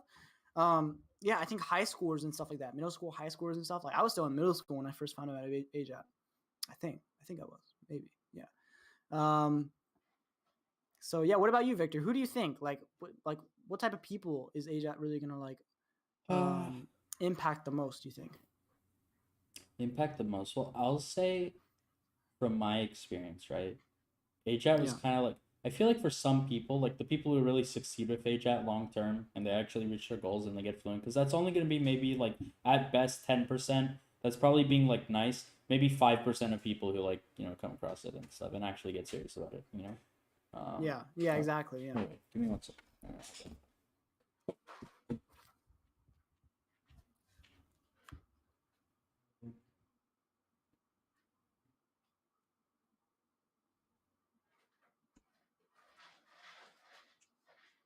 Okay. I just have to close my door. So I was saying. Oh, yeah. Okay. The type of people. Yeah. So basically, there's like the. Oh, we got a comment of it. We got a comment like earlier or whatever. Yeah. We got 2 comments. There's one guy saying, "I'm in Japan right now. Let me meet you." And then there's another comment. There's another comment. Maybe we'll see. There's another comment like a few minutes ago or whatever saying it was a quote: "Discipline is remembering what you want." I don't know if you're still watching. I think I follow you on Twitter, bro. He's another AJATter guy. Okay, cool. Oh, I accidentally made him a moderator. I don't know what I clicked, but I guess you're a moderator now. Congrats. Discipline is remembering what you want. Yeah, so that's true, dude. Discipline is remembering what you want. And that's a lot of what AJAT is too, right? Is discipline, right? And that's teaching you discipline. That's what I mean. There's so many important, like, good, valuable lessons and principles that you learn with AJAT, right? You're not gonna get this with fucking Duolingo and fucking Japanese college courses, which, you know, you're not gonna fucking get that, right? So yeah, I mean, fuck, dude. Okay, well, anyways, go back to what you yeah, let's not lose the track. So basically, I feel like, okay, maybe here's how I look at it, right? So out of like, let's say you have 100 people who like stumble across AJAT, right? or like probably there's like a lot of people who look at it and they never look back, right? They look at it once and then. But like let's say there's like we have 100 people who actually like decided, yeah, I'm gonna try this, right? And so maybe like 90% of those people they fall through because like they kind of don't have they don't have the heat, right? They don't have the real want. They kind of just they don't have that they fire, thought they did, but they don't really they're kind of lost, right? And then you have 10% of people who given the right circumstances they would succeed, but maybe only like 50% of those people are actually going to succeed, for certain reasons, which I'll kind of explain. It's like, yeah, I guess maybe the way I framed it wasn't the right thing. Like, yeah, it's like coming across AJAT kind of puts you in the 5%, right? Like if you were part of the 10, right, and you happen to stumble across AJAT, like just finding AJAT in general, because it is already kind of a niche, right? You're not like if you found AJAT, you were already looking for something else. You were already trying. You already took the first step. Just by finding AJAT, you already had taken the first step to get better at Japanese, right? So you're like, fuck, man, like I'm doing this shit, but like, how do I get even better? Like that's how I found it, right? I'm doing this conventional shit. I could have just continued doing that, but I wanted to get even fucking better, right? So I was looking in and I was like, how are everyone else learning Japanese? Like I have this like method that I kind of made myself, and I don't know if it's right or not. How the fuck are everyone else like? How's everyone else learning Japanese, right? So that's how I basically found it. I found it basically scrolling the internet and shit, and like you said, exactly. Just finding AJAT puts you in that 5% or whatever. So I think I was like wording around. I feel like throughout the percentages and stuff, it's gonna go weird. But like the main point is like you have people who kind of have the potential to become successful, but like some of it I feel like is lost. It's lost on the people who like don't find AJAT. But like all of these people like fall into this category of like people who AJAT would help, right? Maybe some of them find it and they get lucky. Some people they never find out about it, and it's kind of sad story, because maybe if they did, they would have they had the right mindset, right? Yeah, there's a lot of people who never found out about AJAT, and if they did, they probably would be fucking really good right now. Yeah, for sure. And it takes a certain kind of person. Like it really is like the 1 in 10, right? Maybe even less than that. Like, but I feel like I don't know. This is my experience, right? But like before even finding out about AJAT, this was just like when I got interested in Japanese, right? It wasn't like this like surface level, like, oh yeah, that's kind of cool. I like anime. Yeah, let's do it. It was literally like on the level of like, like wanting to like go so bad, not being able to, because I mean I was just a kid, right? Circumstances. But like, I remember my friends going, and like my Japanese like childhood friend or whatever who grew up here in Canada with me, he like brought back like I asked him, there was like this manga that I read in English, right? And for like literally no reason, like I didn't know about AJAT or anything, but I like told him like, yo, just like as like a present or whatever, I wanted him to like get the Japanese version for me when he was in Japan for like no reason, right? Oh shit, okay. And he did that, and just like I don't know how to describe it. It's like it's like impossible to put into words, but just like it's just this feeling of like for the first time like holding like a manga, right? And just the visual, right? And like having this feeling, like just for the very first time you actually see Japanese and shit, everything just looks so cool. It was and, like, crazy. Yeah, it's like people are gonna like laugh and be like, what the fuck, like obviously now like it's nothing, right? But like when you very first ever, and you're like first into Japan Japanese, right? And then you very first ever like hold on to something, and then it's Japanese, and it's like just look at it. I feel like these are the type of people, right? The people that can sit here, listen to what we're saying, and relate to it are the type of people, you know what I mean? These are the people that are gonna fucking get successful in Japanese, right? For sure. It's that passion, and it's the same thing with anything, right? It's like, let's say you were really into music or whatever, right?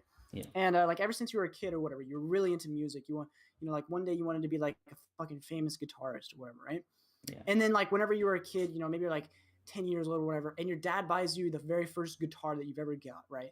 And it's that moment you're holding that guitar in your hands, right? Yeah. And then you're just feeling like blown away, like holy shit, like this is it, like this is the real deal, like, and it's just that moment of like it just feels so surreal, like.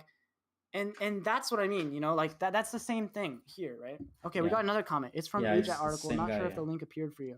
Okay, yeah, thanks, man. Yeah, look, I made him a moderator. Yeah, I see it. Oh, I need to be a mod with that. I'll make you a mod later. Yeah. Oh shit. Okay. But yeah, that is definitely important. It's all about the mentality. mentality with AJAT. Yeah. Yeah, for sure. But yeah, I feel like it's almost kind of like it's very exclusive, right? Like it's just yeah, you're kind of almost like a different breed, like we were talking about earlier. Like you're almost like a different breed of human. Like to be in, like to have had the experiences growing up, right? Whatever they may be, to have to like even have the possibility of having that mindset, and then being lucky enough to find AJAT, and then putting in the work to make it happen. You know, so that's why like so few people, you know. But like yeah, there's a group of people for sure who have that potential, right? They have that feeling, like they Yeah. get the manga and they feel the same way, and you know, I mean that's you know, those are the people who are going to succeed with AJAT, like really, because you know, that's just kind of how it is, right? It's about taking it all the way to get the most value, and yeah, those are the Yeah. kind of I people mean, who will do that. yeah. Yeah, for sure. Um, is there any other like type of person you think would be successful with AJAT? Like I know, so yeah, I said like young. So I mean, really, ideally, the reason why I say young, right? It doesn't really matter. Obviously, age doesn't matter. You can do AJAT at whatever age. The reason why is like, obviously, if you're in a situation where you're like 30 years old, you have a fucking wife and kids, and your full time job and shit, you're like, dude, you're gonna be in a much more difficult situation, you know, and to like actually do AJAT, you're not gonna have the time. But like when you're young and you're passionate, like I feel like I don't know why, but I feel like I have this experience where everyone I've seen, like everyone I've grown up with into, and like I just have this firsthand experience where I believe personally, right, the ages between like maybe like fucking 12, like right after like puberty or whatever until like maybe your early 20s is basically the best time to find whatever the fuck it is you want to do in life, like your passion in life, Yeah, and just fucking do it, you know, and just fucking yeah, get really fucking good. Like to reach master level in anything, whatever you're gonna do in life, it feels like it's that period. I mean, obviously there's people out there who like they do it later on in life, right? But most, especially from my experience, firsthand experience, like everyone I've ever met, like all the friends and stuff that I grew up with in school and shit like that, like now, like one of my friends from one of my childhood friends, right? He used to play guitar and shit. He really loved guitar and stuff, like from a young age, whatever. And like obviously for a while he was shitting or whatever, but like he played guitar all the time, and we'd always go to like his house and stuff, and we'd all play guitar and stuff together, like me and my stepbrother and stuff. We'd always go to his house to play all sorts of instruments and stuff. We'd have like a little band like night out and shit, you know. yeah, And yeah, that was like his thing, you know. And now he's a fucking god at guitar, dude. He's really good. Like he honestly, I don't even know why he doesn't pursue a career in like in music and shit. Like he volunteers at like all these you know, like events and stuff, and he goes and plays guitar and shit, and like he's really good, you know. And yeah, and of course again, it's around this time, right, from 12 to fucking whatever. It's the same thing with Japanese. Like most of the AJATers and stuff, if you look around, right, I think Matt they're all like found out teenagers about when they AJAT when he was started. in, yeah, it's mostly high school, right? It just seems like that's the prime time to start doing AJAT. Well, One of I my mean, yeah. yeah, one of my best friends, like we're not friends anymore, but there's a guy named Tyler or Tyler, whatever. I remember. Yeah. And yeah, he was also in high school and stuff whenever he started AJAT. I don't know if he's still doing it now, but Shirobon, he was like 12, 13 or whatever, and he's like the OG. Patrick, right? OG. Yeah. Matt, again, high school, right? You, high school, me, high school, middle school, right? So it's like all the AJATers pretty much, they seem to start in high school, I feel. So that's why I just feel like, and also again, just having that ample amount of time, right? What other time in your life other than like high school do you have that much time? Because like, especially in my case, when I was, I'm gonna make a whole video about this too, because this is like a big thing for me. But like when I was in middle school, right, up until middle school, I went to like a normal like brick and mortar school. I went to a normal like in-person school. But it was right actually around middle school, like the end of middle school. It was right whenever I found AJAT and stuff. It was right when I was like really passionate about Japanese. Like all I ever thought about was just getting really fucking good at Japanese. And I remember at the time, like I was like, because I knew like if I had to do like school and shit all the time, like I wouldn't have as much time. Like even in middle school, like I wanted to do Japanese, which like much more, but like 5 days of the week, you know, you go to school, you know, 8 a.m. in the morning to like 5 a.m. or 5 p.m. right, because I had to take the bus, so I got back or like later and stuff. It was like 5:30 to 6 some days, and then yeah, look, so we got another comment saying just be a NEET. Yeah, it's true, just be a NEET. If NEETs are like really, I mean, if you're a NEET, you have the best advantage, right? Yeah. But yeah, so whenever I was at, which that this is gonna relate to what I was talking about, but yeah, I after middle school I was really into AJAT and stuff, and yeah, I didn't want to go to school and stuff like that, and I just hated school in general. And it was at the time, like I had this one friend or whatever who transferred to like an online school and shit, and he did like high school online. And so I started researching. I did like so much research and stuff.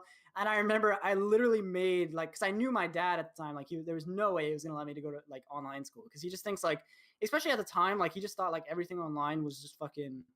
And this is another thing. No one supported me whenever I first started like off. Like even my own parents, like even though it sounds kind of bad, like obviously now they support me, and they supported me like after I got good and stuff.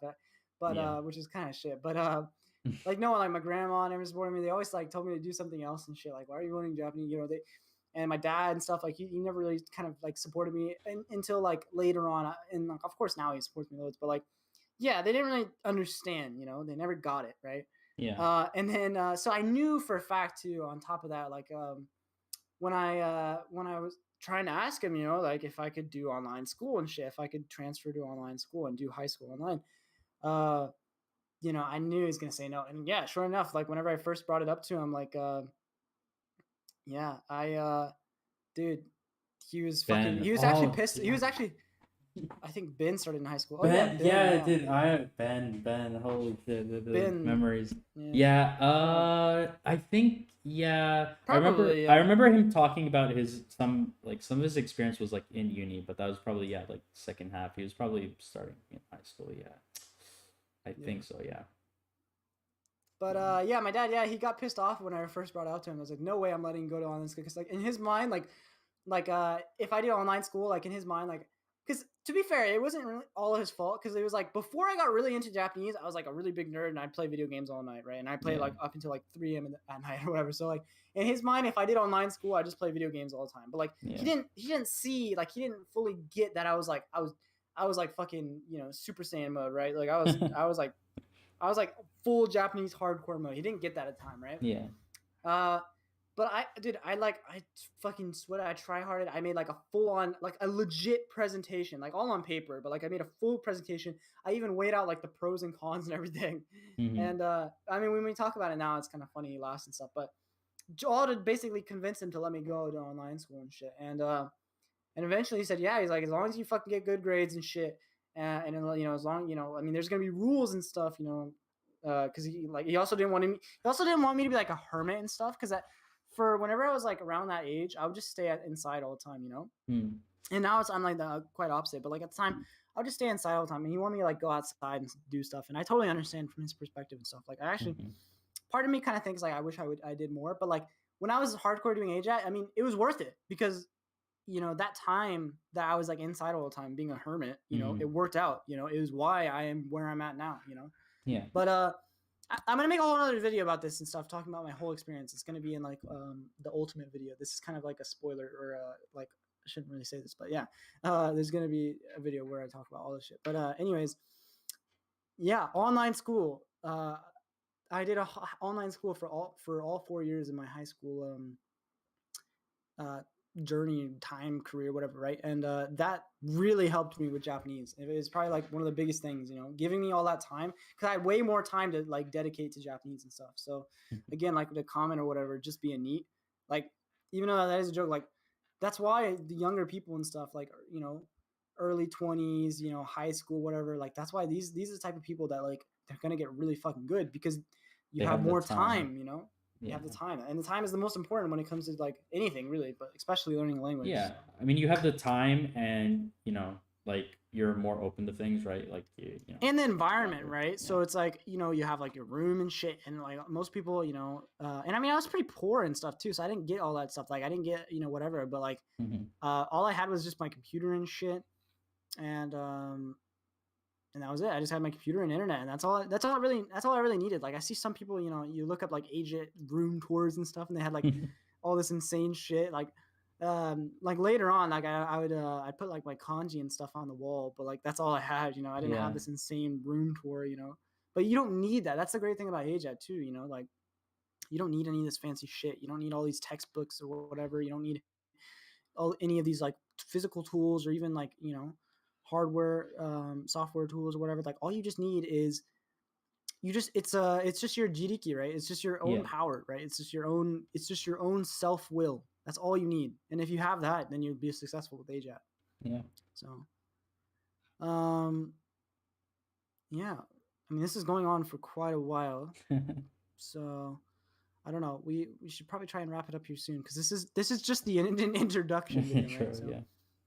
it's already been over like an hour and a half, I think. But yeah, we should kind of end it up. So yeah, this was a test, right? So this was kind of a test video where, you know, the next one, this might be a live stream again, where it might be just a normal video. The live streams are good because there's no editing, so you can just kind of like, you know, record, and it's like a podcast, right? So there's not really, it's like very low effort, right? Yeah. But at the same time, like in terms of just like getting the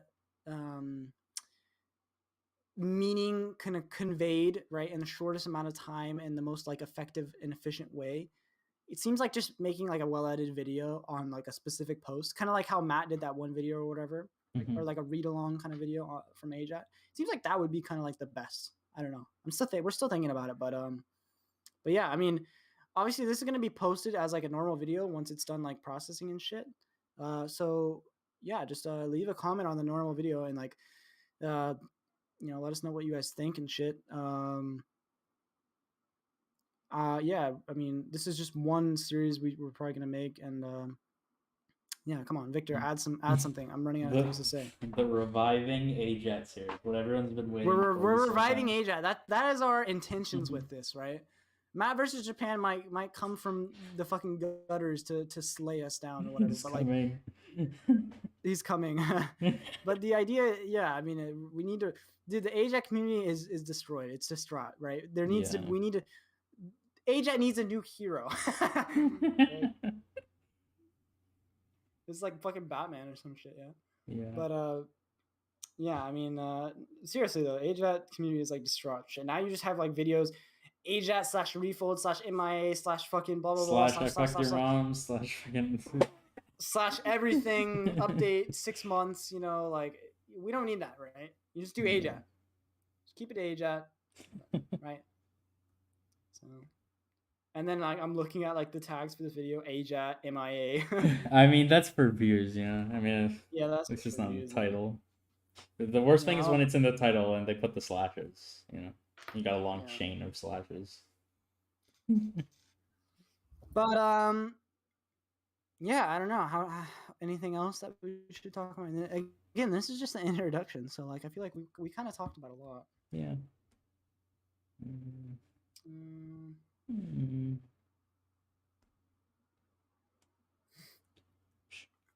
I think we can just end it here. Yeah, probably. All right, well, yeah, I mean, if you stuck around and you watched the whole thing, thanks. Definitely like, fucking subscribe. Subscribe right now. fucking subscribe. Yeah, look forward to the next one. There's gonna be another one, hopefully. We're gonna be able to make such sick videos when I finally get to Japan.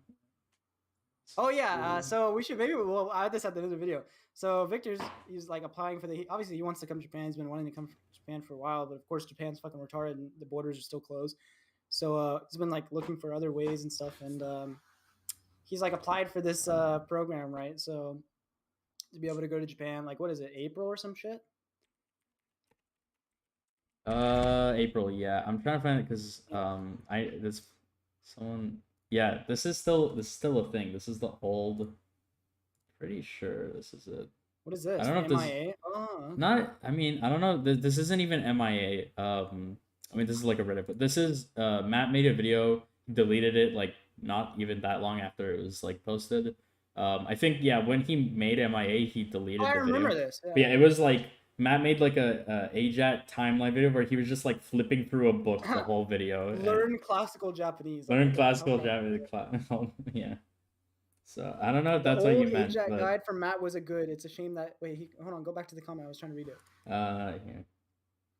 The old AJATT guide from Matt was so good. It's a shame he deleted it. Yeah. He says, "Can't you do a working holiday visa?" Yeah, this is a good thing, right? So Victor is Canadian, but so the working holiday visa right now. So if you're not aware of the situation in Japan, obviously the borders are closed, but they recently quote unquote opened the borders to for like tourism, but you have to have like your own personal insurance, and you have to be on like one of these you have to be on one of these organized tour guide group things, and it's like you have to pay loads of money, right, to basically get an organization to kind of sponsor you from Japan so that you can get approved, and then you can come in, whatever.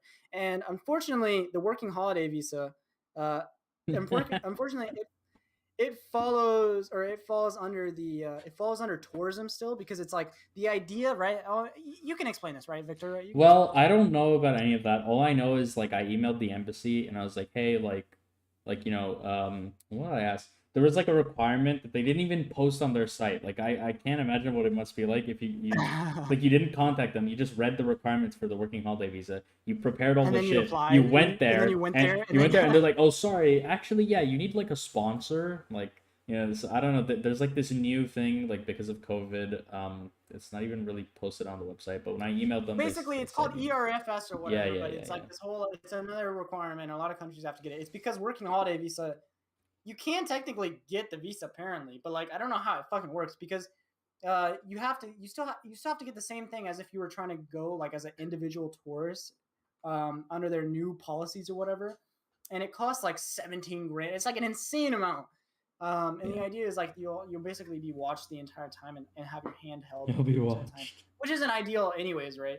And yeah, so even with the working holiday visa, apparently that's a requirement. So it's not. Technically, can you go on it? Maybe, but are you going to go on it? No, right? No. So he can't do that. So you're trying to get a. Let me pull up. I'm gonna pull up my email off screen. I don't want to dox myself here. I'm gonna show all my emails, yourself. But I'm gonna look at it so I can read it, so I can tell you for anyone who's interested here. Let me see what they said here. What the fuck is this email? Public mobile. No. Okay. Access. Working holiday visa. Okay. Yeah, so they said, hello, we're currently asking ERFS for working holiday visa application. You must find a sponsor. This can be school, work, etc., whatever etc. means, to apply for ERFS in Japan. Certificate for ERFS from Ministry of Health, Labor, and Welfare in Japan. Regards, consular section. So that's what they said. I don't know what any of that means, but to me, it basically means fuck off for now. Is that, yeah, you can't get the working holiday visa. So he's trying to get a student visa by going to a language school, and yeah, it's for April. So, but if he does come, then I mean, he's trying to go to Osaka, and I mean, I live kind of close to Osaka. Yeah. So, yeah. So if Victor comes to Japan, expect some swag videos. Dude, some, epic videos. We're gonna go troll people in Osaka. Dude. There's gonna be some ultra amazing quality swag videos on the channel when Victor comes. When I don't know. Hopefully. Well, it seems like it should be like all good. Like I have confidence I'll be able to go. It's just obviously it's gonna take like 9 months, which kind of sucks. But I mean, I'll be able to earn money. This is quite a bit in the yeah. But I will say, like, I mean, COVID aside, right?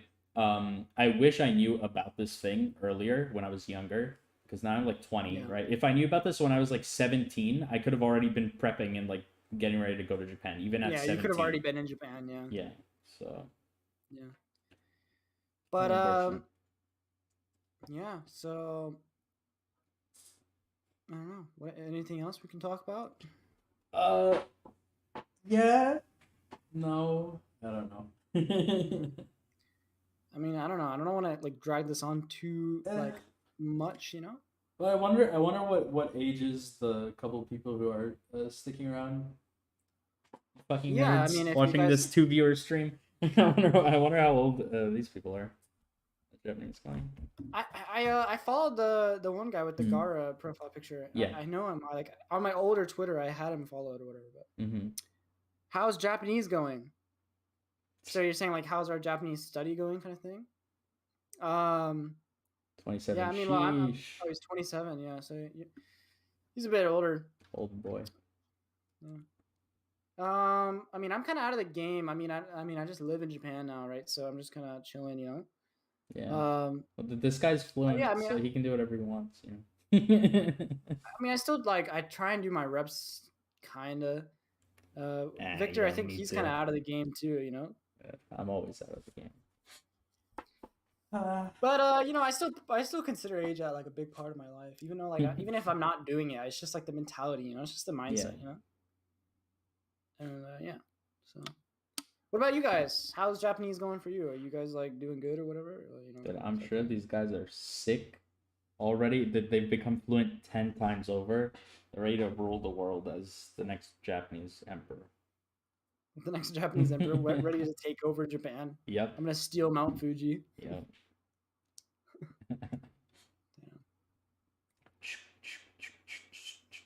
Yeah, dude. Man, just chugging along. I feel you. Yeah, it's like that. It is like that. Yeah, I mean, it's gonna be pretty cringe. I'm not gonna lie. It's gonna be pretty fucking cringe when I have to go there and deal with the whole language school thing. You know, it's just gonna be 20. Have you guys considered JPDB? What is that? What is JPDB? Oh, apparently it's just an alternative SRS. I don't know. I'm not really a big SRS guy. You aren't either. So. Yeah, I mean, I used to kind of, I don't know. Yeah. Yeah, I don't know. I mean, never heard of it. I've never heard of it. Never tried it. Is it just like an updated Anki or what? To be honest, like, there's loads of people, like all the other AJATTers I know, like they're like, oh yeah, I done Sarusu, I did fucking, you know, Cats is one or whatever. And it's like I've never tried any other SRS other than Anki, other than Memorize, which Memorize is technically an SRS too, even though it's yeah. Other than Memorize and Anki, I've never done any other SRS. What? Dude, I'm still mad over the fact that you fucking cheated the game and like got yourself a Japanese girlfriend so early on, and then you literally just got like you're just talking to her all day and, you know, free fluent. Who would use Sarusu? Yeah, yes. You say that, but apparently, like, dude, apparently Sarusu was a shit. I don't know. Because it's like Anki, but online with pre-made anime decks. Oh, okay. okay. I think I know what that probably is. I assume. So you might not be aware of this, Luke, but basically for people who don't want to, like, you know how like the typical AJATTer thing is like, I don't know, you make like 10 cards, maybe 15 cards a day, and you kind of like you do it as like you come across stuff, right? Like Matt. I think what he did, he would just write down the word and then find like an example sentence from like his big bank of books, which I don't know about that, but most people, I think they grab the sentence. I remember that's like he did that in his like mono. What was it? It was like he made a video like of him just like doing sentence cards, whatever. But he did say in that video like he would only really recommend doing that for people who are actually like good. Yeah, for sure. And I kind of agree because like now like. I could do the sentences too, but it's just like your Anki reviewing time is going to be so long if you do sentences still, like, because then you have to read the entire sentence. Whereas like I have to just look at a single word and be like, all right, yeah, I know this word. Well, good. So this kind of, I assume this is what he's talking about. So there's this thing that, if you know Brit vs. Japan, he kind of brought it to light like a while ago. This is not like a new thing, but you know, subs to SRS, like that. I think that's how most people grab their audio and shit. Yeah. So the classic subs to SRS has been around for like 10 years. I don't even know. But basically, you can use that with Anki, and if you have like, you know, an anime like video file. Oh yeah, I've done that before. I know what you're talking about. Yeah, you make like it just generates like cards for every single sentence. I don't know how I feel about that though, because I've literally done that before. I've like done that with certain anime and stuff. I did that with like. I think I did that with like Kimi no Na wa and shit like ages ago, but I don't know. I still kind of believe in like the original like AJATT philosophy of like you're not really learning it unless it's your own cards, you know. And even though like you might have watched the anime or whatever, but like unless there's something about like just adding the cards yourself, you know, and like looking it up yourself. And I think the less plugins you use, the less fucking resources you use, and the more you just kind of like do it yourself, it feels like the more it sticks. I don't know. That's just me though. Like it's the same thing with RTK. Like when I first did RTK, I did everything by hand. I wrote it all, which is why it took like ages to make the decks or whatever. But when I did RTK the second time, I used there's like this website or whatever where basically it gives you all like the mnemonics or whatever. It basically like gives you the mnemonics, and I would just like steal mnemonics from there. I steal like this here and there, you know, and I do that, and then it didn't stick nearly as well the next time. And I feel like it's the same thing with sentence cards, you know, like you have to make them yourself in order for them to really stick, in my opinion. I don't know. Yeah, well, that could very well be true. Like I do have like I keep telling you about him, but I have this friend who he did over 10, like I think he did like 10,000 something, maybe 11,000. But were all those 10,000 exactly? Yeah, they were all he. No. That's what I'm saying. He did that like all those cards. He's not fluent, right? And he did them through the sentence bank method, right? Oh, okay. All so of yeah, them. that's the thing, right? I mean, it So could if be you that. do It them could through be the something sentence else. bank, like But that's different. It's yeah. pre-made decks and shit like that. I never get any of them. Like right now, like I'm planning on taking the JLPT N1 in December. I'll make another video on this, I'm sure. But like, I'm gonna take the JLPT N1 in December. I'm probably like gonna pass it no problems. But like, just to be like safe or whatever, I was like trying to do some study or whatever. So I downloaded a pre-made deck on Anki. Yeah, I mean, it just doesn't stick. I mean, I already know half the shit, but like half the shit too. It's like they're like words they're not in context too, and they're like they're kind of like obscure words that you don't really like. You wouldn't really. I don't even think they would really even show up on the test. I mean, if they do, I don't know, but yeah, because half of them aren't even words. They're like the single kanji or whatever. There's like, what does this kanji mean? Like isolated or whatever. But it just doesn't stick because it's like I didn't make the things, you know. So it doesn't stick half the time. I just personally don't like the pre-made decks. I don't know. Yeah, I don't know. I mean, I feel like there's also kind of like a problem. I don't know if people are like aware of this or not, but you know, it's pretty inconvenient to like hand make your cards from visual content, right? So if you're watching like anime or whatever. So most of course. Yeah, most people are gonna end up doing it from like, you know, the stuff they read. But the problem with that is like if all your cards are from stuff you read, all those words, you know, like it's your first time kind of learning about that word. And so you haven't even really heard it a lot. So you have the whole pitch accent problem if you do it like that, right? Like Matt had that problem, you know, because he was. Overall, I also think making your own cards is better. I'm just feeling more and more lazy with Anki. Yeah, no, I feel you. Hey, it gets like that. I mean, it's better than not doing any, right? So like. Hey, it's still better. Just be like this guy. Stop when you get to 4,000, because some bozo like me convinced you on the internet to do it and get fluent anyway. You know, don't let it worry you. I hardly even make. I never make new cards actually. Yeah. I just review, and even that I don't even review all the time. So I also have like 1K reviews piled up, so maybe I'll just delete it and start over. Yeah, honestly, at that point, like especially if those 1K reviews, like if the like interval or whatever is like that high, then yeah, I would just delete it and start over, and then just have like only new words that show up. Because like if the interval's high anyways, like it means you already know the word, right? And like it's just going to show up again in emergent. This guy says, you know, just read more. That's true too. If you just read a lot. But also there's like strategies with reading. If you just like kind of read for entertainment, because like when I read now, like unless I'm like trying to get something out of it, a lot of time I don't really get that much out of it, you know, and I don't feel like I'm really learning that much. Like it's sticking, you know. So there's different like ways to go about it. I feel like, you know. But I feel like the best way for me to make cards now, if I was going to, would be from novels and shit instead of like anime and stuff, because it just that doesn't anime like half Japanese. Yeah. But yeah, well, I mean, there's also just read more thumbs up. Best advice. Read more thumbs up. Yeah. Well, I don't. You also have to be careful of the whole thing of like it could just be a guide, right? Like there's the fact that like you're already really good, so yeah, of course it's not gonna like seem like the reading is doing much for you. And two, it's kind of like for me, like I never really did, you know, I didn't like look up stuff. I didn't use Anki. I didn't read for the longest time, but I was still getting better. But like I didn't notice it. It took like a long time, right? I was just sitting there like staring at my screen, hoping something would come out of it. I had good faith. That was it, you know. And I was trying to enjoy myself, and yeah, so it can be like that. I don't know. I mean, I think the reading will always be good for you, but yeah, diminishing returns, you know, it's gonna be like that. Yep. Dude, how long has this been? Holy shit. 2 hours. Something like that. 2 hours. Almost. God damn. Okay, we should probably stop it now.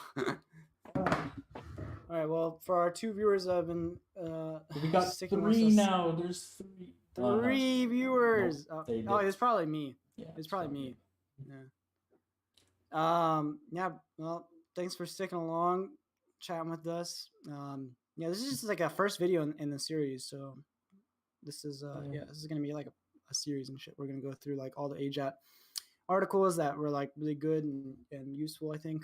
And yeah. So, any last words, Victor? Bye, Harry. No, he's back. Bye, Harry. He's back. He's back. Not him. Bye. Any last words? Well, what happened? Now the mood's ruined. The hairy guys here. What was his first comment? It was like, "Why are you sitting on the floor?" Yeah, I don't know. I don't even think it's a bot. Maybe it is. Who knows? I don't. There's no way, because I mean, it says "by Harry," right? So that sounds like a real person, doesn't it? I don't know. I don't know who Harry is. Will we ever know who Harry is? I don't know. Who the fuck's Harry? Oh, and we should ask. What these guys think of the whole what's it called? I am a bot. I'm a bot? Okay, not a bot, great. So the whole like remember we were talking about the reinventing AJATT? So Luke already has a website. It's kind of dead, you know, it's kind of a dead website. It's dead. It's filled with spam. It's filled with cockroaches. It's dead.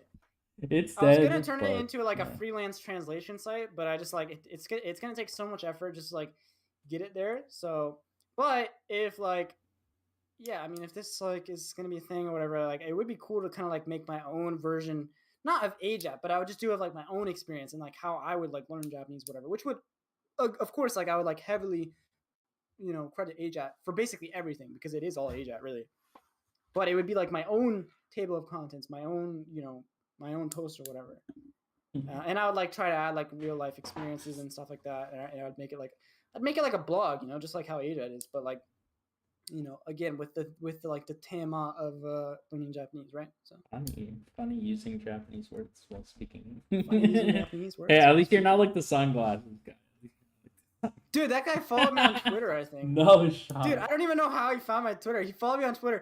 Oh, dude, it's funny. Oh, this guy again, bro. Bro.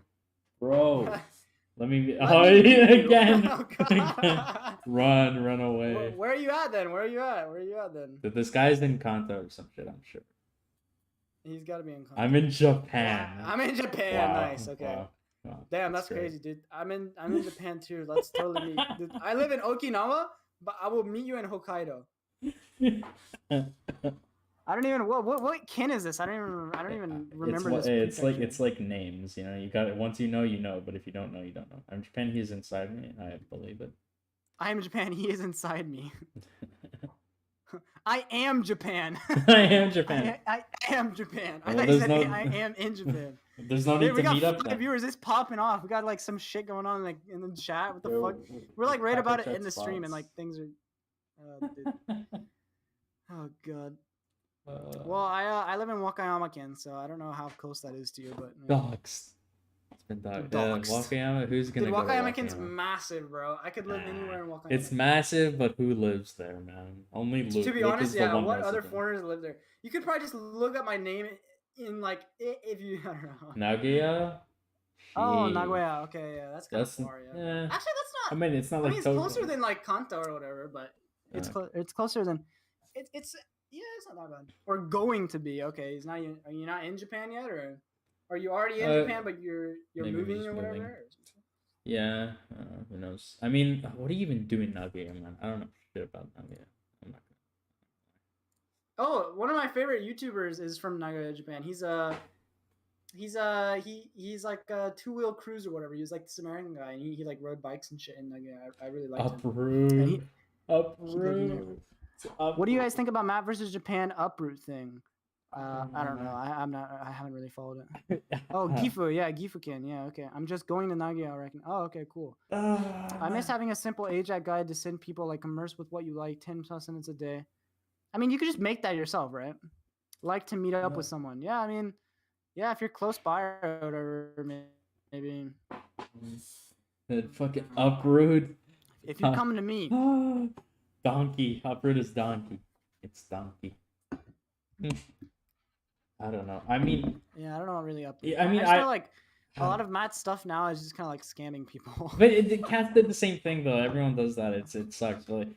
I don't know. I disagree with Uproot just as much as I disagree with Silver Spoon, right? It's literally just cash grabs, but...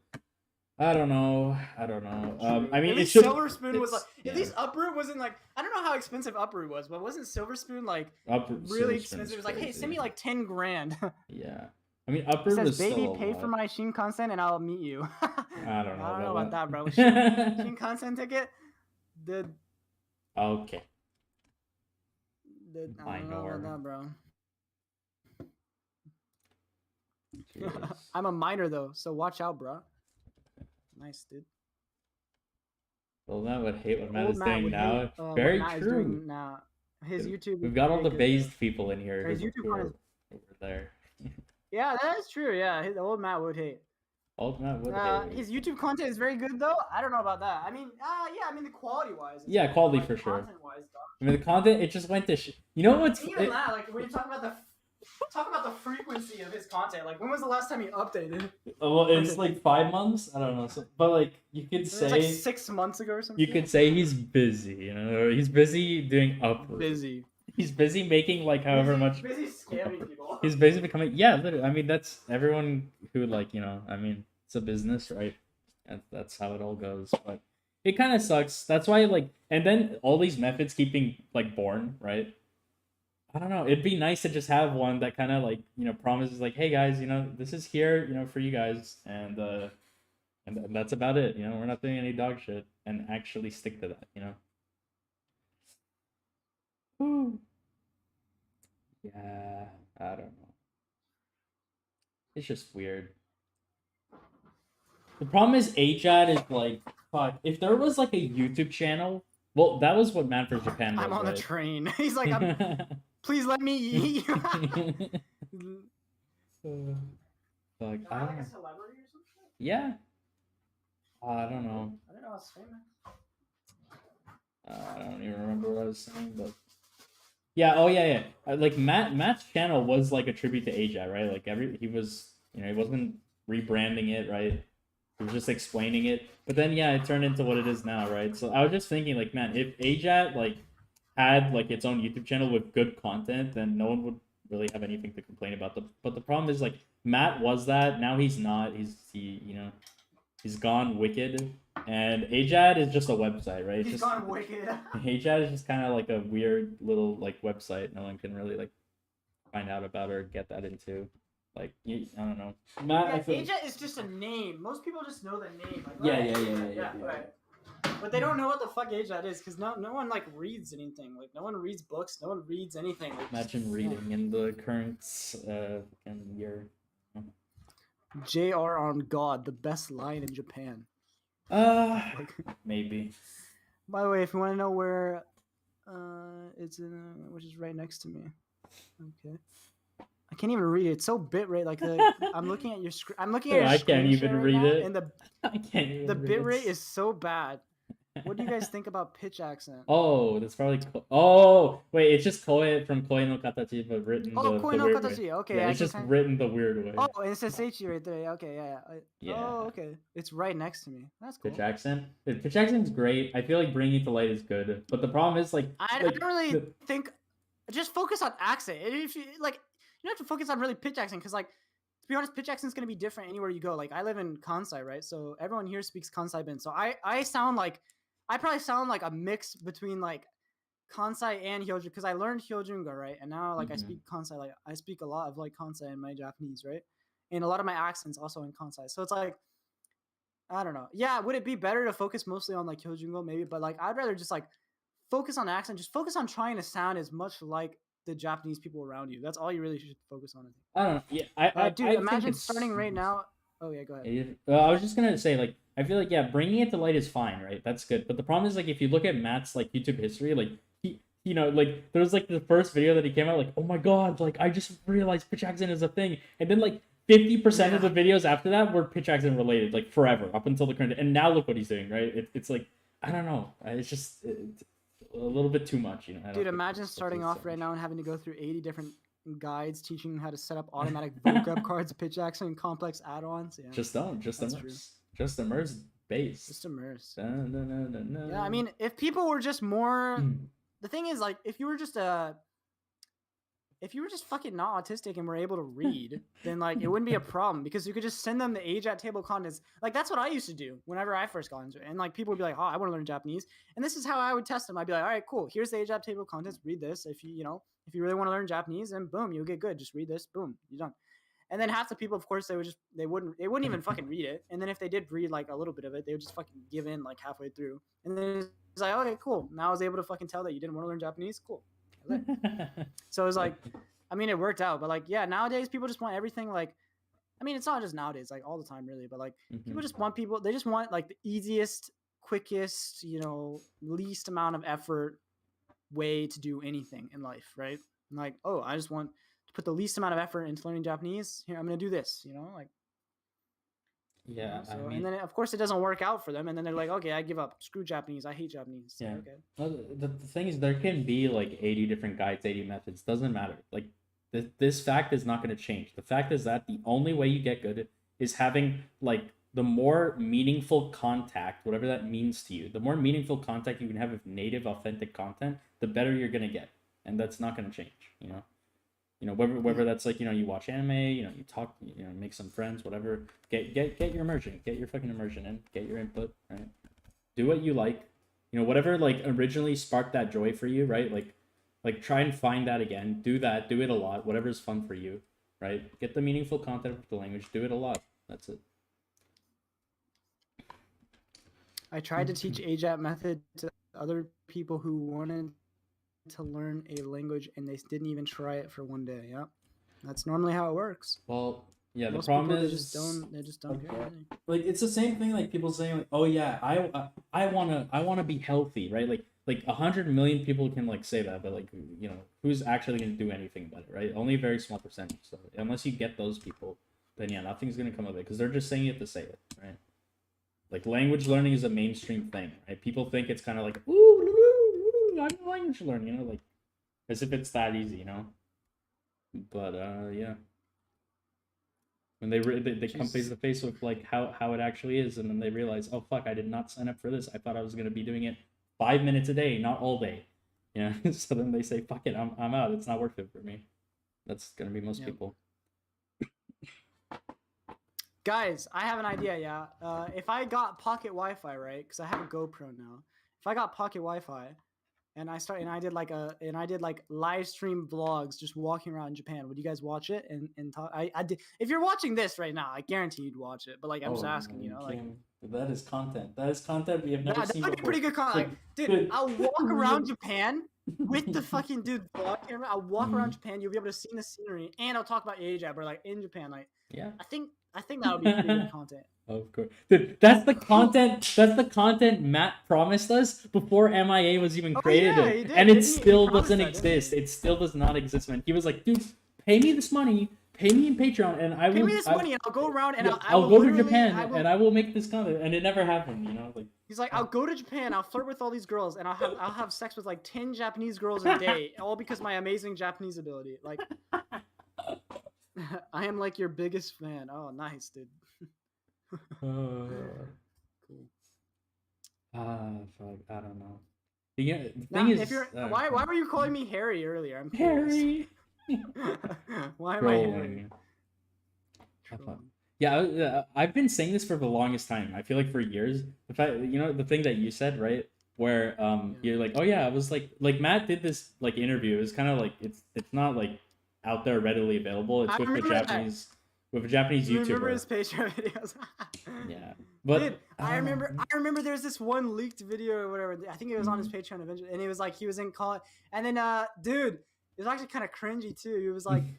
Ichiban tsuyo. So your guys in it's like, yeah, I remember. The Japanese part, they'd be like, "What the fuck?" Like that's like an anime. They're like, "Oh, kakkoi, yeah, surely." Kakkoi, dude, it's all fucking bullshit. It's like sometimes you have to like realize, like when I go to like every time like I'm like with my wife or whatever, and we like go places in Japan and whatever, like I get this constant thing where it's like if I'm like with her or whatever. And then they'll be like, oh, ikemen, or whatever. And it's like, but I just have to realize, like, that's all just bullshit, yeah? It's like, they don't actually think I'm handsome. It's just because I'm a foreigner, right? Like, that's it. It's it. You just have to, yeah. It was a joke. I typed oh, okay. Okay, I was curious, yeah. What are you looking at? Oh, God. Ikemen. Oh, dude, fuck you. All right, Victor, you wanna play that game? Chill. It's readily available. Look, no exposing. Look, it was on your YouTube channel. Anyone could find it. I'm having a bad hair day. Fuck off. Ikemen. Hey, I mean, to Japanese people, like, if you're like not Japanese looking, you're basically an ikemen. So yeah. True. I mean, I've gotten that True. somehow. Yeah. I feel like I'm kind of like OP because I have like blonde hair and shit. You know, it's like dirty blonde hair. So it's like people with like black hair and stuff. I feel like you might be like maybe from behind. You might be mistaken for a Japanese person. I don't know. Maybe not. Yeah. Yeah. Yeah. Dude, this is going on. Oh Lord, yeah, there's the iceberg. Yeah, dude, it is good. The arcs and shit, yeah, that's true. That is true. Fuck. Oh yeah, I was gonna say, like, you know, the recent interview method with that Japanese girl YouTuber, like very recent, past week or two, like since he's in Osaka now. But like, you know, you were telling me like, oh yeah, you know, when he talks, it sounds kind of forced, right? Dude, I've been saying that for years, and I always felt like, I don't know, is this valid or not? This has just become a Matt versus Japan fucking shitting on Matt versus Japan stream. I don't know. But like, I felt that for so long, but I don't know. I mean, you said it, so I feel like that kind of makes it a little more valid, right? But to be fair, I can't really blame him, right? Because he's got such a big audience, and everyone's like trying to judge his Japanese because like his whole gig is that he's like a god at Japanese. So, like, he's like trying his absolute best. Like everywhere he goes, I feel like even just in daily life, he's probably just so used to trying so hard now. Yeah. That like even just in daily life, he probably sounds kind of like that. But I mean, it's fine. Like it's just he just has like a big following, and his whole following is based off like how good in like Japanese he is, you know. So he did the same with AJATT in one of the. I remember the one with the Star Wars thumbnail, right? Yeah, that's classic. That's classic. Wait, what did he do? I don't think I saw. There's the Yoga Mat podcast a video where they're like MIA versus AJATT. What am I? It's like you're. And then he shot on AJATT. Yeah, then he it's the post you made, but in reverse, right? Yeah, it's interesting thumbnail. No, I distinctly remember years ago, like when that came out, I was like listening to it and like pacing around my old house. Like I moved like twice since then. It was so long ago. Yeah, I was like pacing around listening to it, like, oh yes, yeah, like trying to soak it all in. Yes. Yes, Matt's oh yes. Oh yes, I understand. Dude. Dude, how long have we been streaming? This is going on quite a while. Over 2 hours. Shit. I don't know, up to you. Well, I think all the viewers have left. Yeah, they've said, yeah, I'm done with this shit. Same 3 fucking topics, so it's just all AJATT. Yeah. Well, yeah, guys, thanks for joining us. Yeah, guy. Guy. Yeah, one guy. Gara guy. We're just gonna call you Gara, because, like... Gara? Yeah, that's better. Yeah. Yoga Mat podcast. Oh, there's one guy. He's in here. He's still in here. What do you think about Matt and yoga drama? I don't know, but I just remember that one clip from like Matt where he was like, it was the first time I actually saw Matt like angry. That's pretty funny. There was no intention. So I'm not giving you the Patreon money unless you. No way, I'm gonna give you your fucking money. I'm not giving you the Patreon money. I'm not gonna give you money. It's all mine. Oh, it's too good. Dude, you know how we were just talking about like if we were like to make our own business with my website or whatever, like our own like thing. And imagine I did the same thing to you. I'm like Victor, I'm not giving you any of your money. You're fucked. Okay, it's all mine. Fuck you. I hate you. Goodbye. Luke, I've worked so hard on writing these articles, man. I don't care. You can do all the work, but I get all the money. Fuck you. You're just sitting there sucking up half the Patreon money. I'm like, hey, look, I'm kind of writing 90% of articles, yeah. And then, you know what? I'm dismantling this whole thing, and I'm keeping the Patreon. Dude, I just changed the password to like everything. It literally happened. It's funny. Damn. You're like, hey, Luke, I've literally been doing all the work, and you've literally paid me $2. You have access to Patreon, you know. Yeah.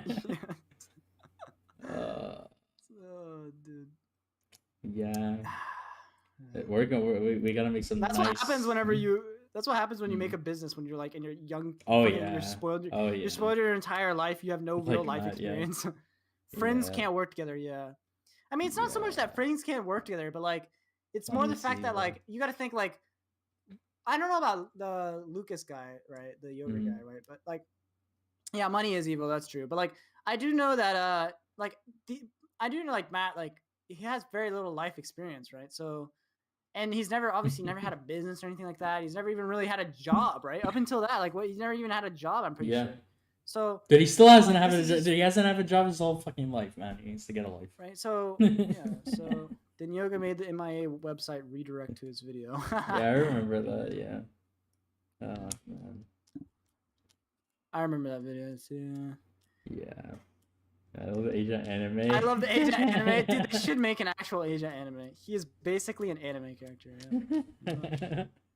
Oh man, like I was so easily persuaded. Like I would watch one, like they really put out some videos like talking about it, and I would watch one of theirs, and I'd be convinced. You'd be like, "Oh, yoga fucking sucks," and then you watch yoga, and you'd be like, "Yeah, man, it sucks." Yeah, literally. It's basically an anime character. Jeez.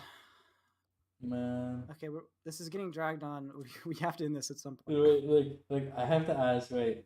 So you started AJATT when you were in like you're still going to high school in person, right? No, I was. No? I started AJATT whenever I was. You're already I was online. in 8th grade. I think I was in 8th grade. Oh, okay.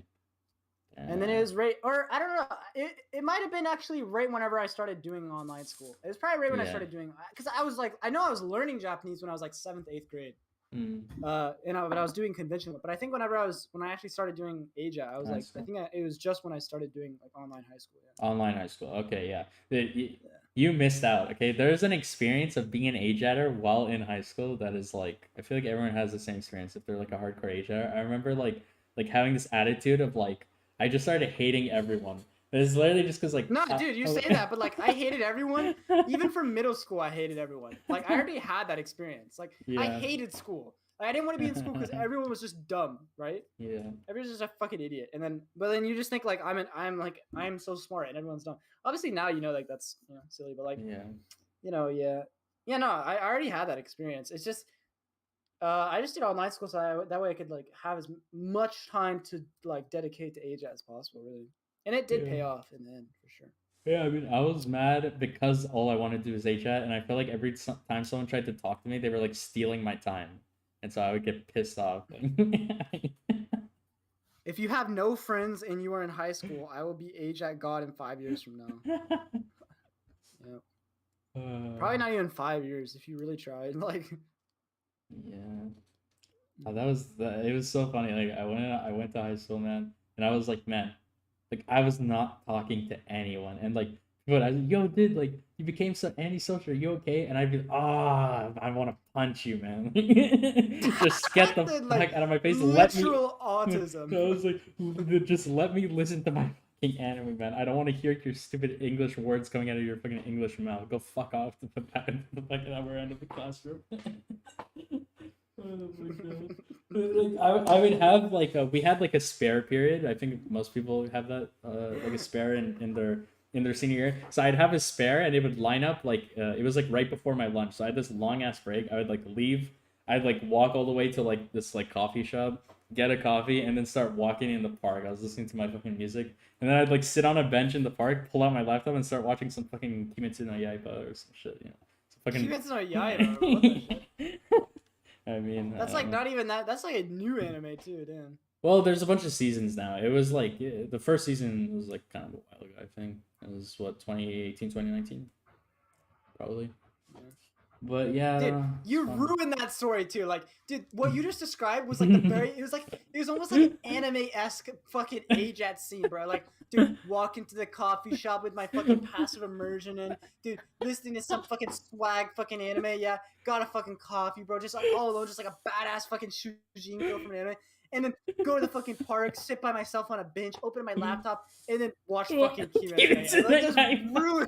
Okay, fine. I was okay. I remember at the same time I was watching Kimetsu no Yaiba, I was watching Fairy Tail. So should I say that? Should I say that instead? It would have been better if I said Fairy Tail. Even Fairy Tail. It's even worse. It's literally worse. Even Fairy Tail's pretty bad. Yeah, I would watch anything, believe me. Also, should have been like, dude, I was watching fucking Orange Road. Fuck off. Fuck off. Dude, I was watching Evangelion, bro. That would have been better, bro. I was watching 70-year-old anime because I'm 70 years old. Nah, dude. It was so funny. I would like go into a coffee shop, right? I'd be all like fucking timid and shit going in there, right? Like, but I was like in the mindset, and then I'd like my phone was in Japanese, so like I would like pull up my rewards card on my phone for them to scan it, and I'd like purposely like be like, God, dude, I hope they see that my phone's in Japanese, and I hope they think I'm like I'm like cringy. I was like, yeah, I hope I'm pulling up a good act, you know, so that you know. Dude, that's happened to me before. Like, I remember when I was like, I had the same experience one time. Dude, one time I went to Staples. I had to like get some shit printed or whatever. Yeah. And I was having problems like getting the thing printed. And then like the person came by and they're like looking at my phone. They're like, all right, you need to go to this file thing. You like open up the thing. And I pulled it all up and they're like, oh, what's it? It's like in a different language or whatever. Like, yeah, it's Japanese. And then so cringe. And they're like, oh, okay, cool. Like, you can speak Japanese. They're like, you can speak Japanese. I'm like, yeah. Like, no big deal. Like, I remember I would I'd put like a volume of manga in my backpack to like bring it with me, so I could like pull it out, even though I was like basically not reading it. I was literally bringing it with me just for appearances. So someone would ask me about it. Bring a book. They're like, yo, do you have like any books? Or they just pull out like a Japanese book. Like, what the fuck? You can read this? What the like, fuck you read? I'm like, yeah, I can. Oh, dude, Victor, we're gonna have to end this shit, dude. My headphones are dying. All right. Now you have a real reason to not make it go to 3 hours. You have a real reason. My headphones are dying. Like and once they die, like all the sound is gonna come through my laptop speakers. Okay, that sounds like fun. So, all right. Well, this was like really weird, but yeah, I don't know. Yeah. I mean, maybe hopefully it turns into something decent. I don't know. It's early output bad. Don't ask that. The stream is ending. Stream is ending. Don't make us talk for another half hour. Stream is ending. Okay. Okay. Well, maybe you'll answer that in the comments or something. Leave a comment on the video and I'll answer it. Okay. Cool. All right. Thanks we'll for address sticking it in around. the next part. Yeah, we'll address it in the next. Dude, fuck me. All right. Yeah. Okay. Well, see you guys later. Peace. XD. Bye. Bye. XD. Bye.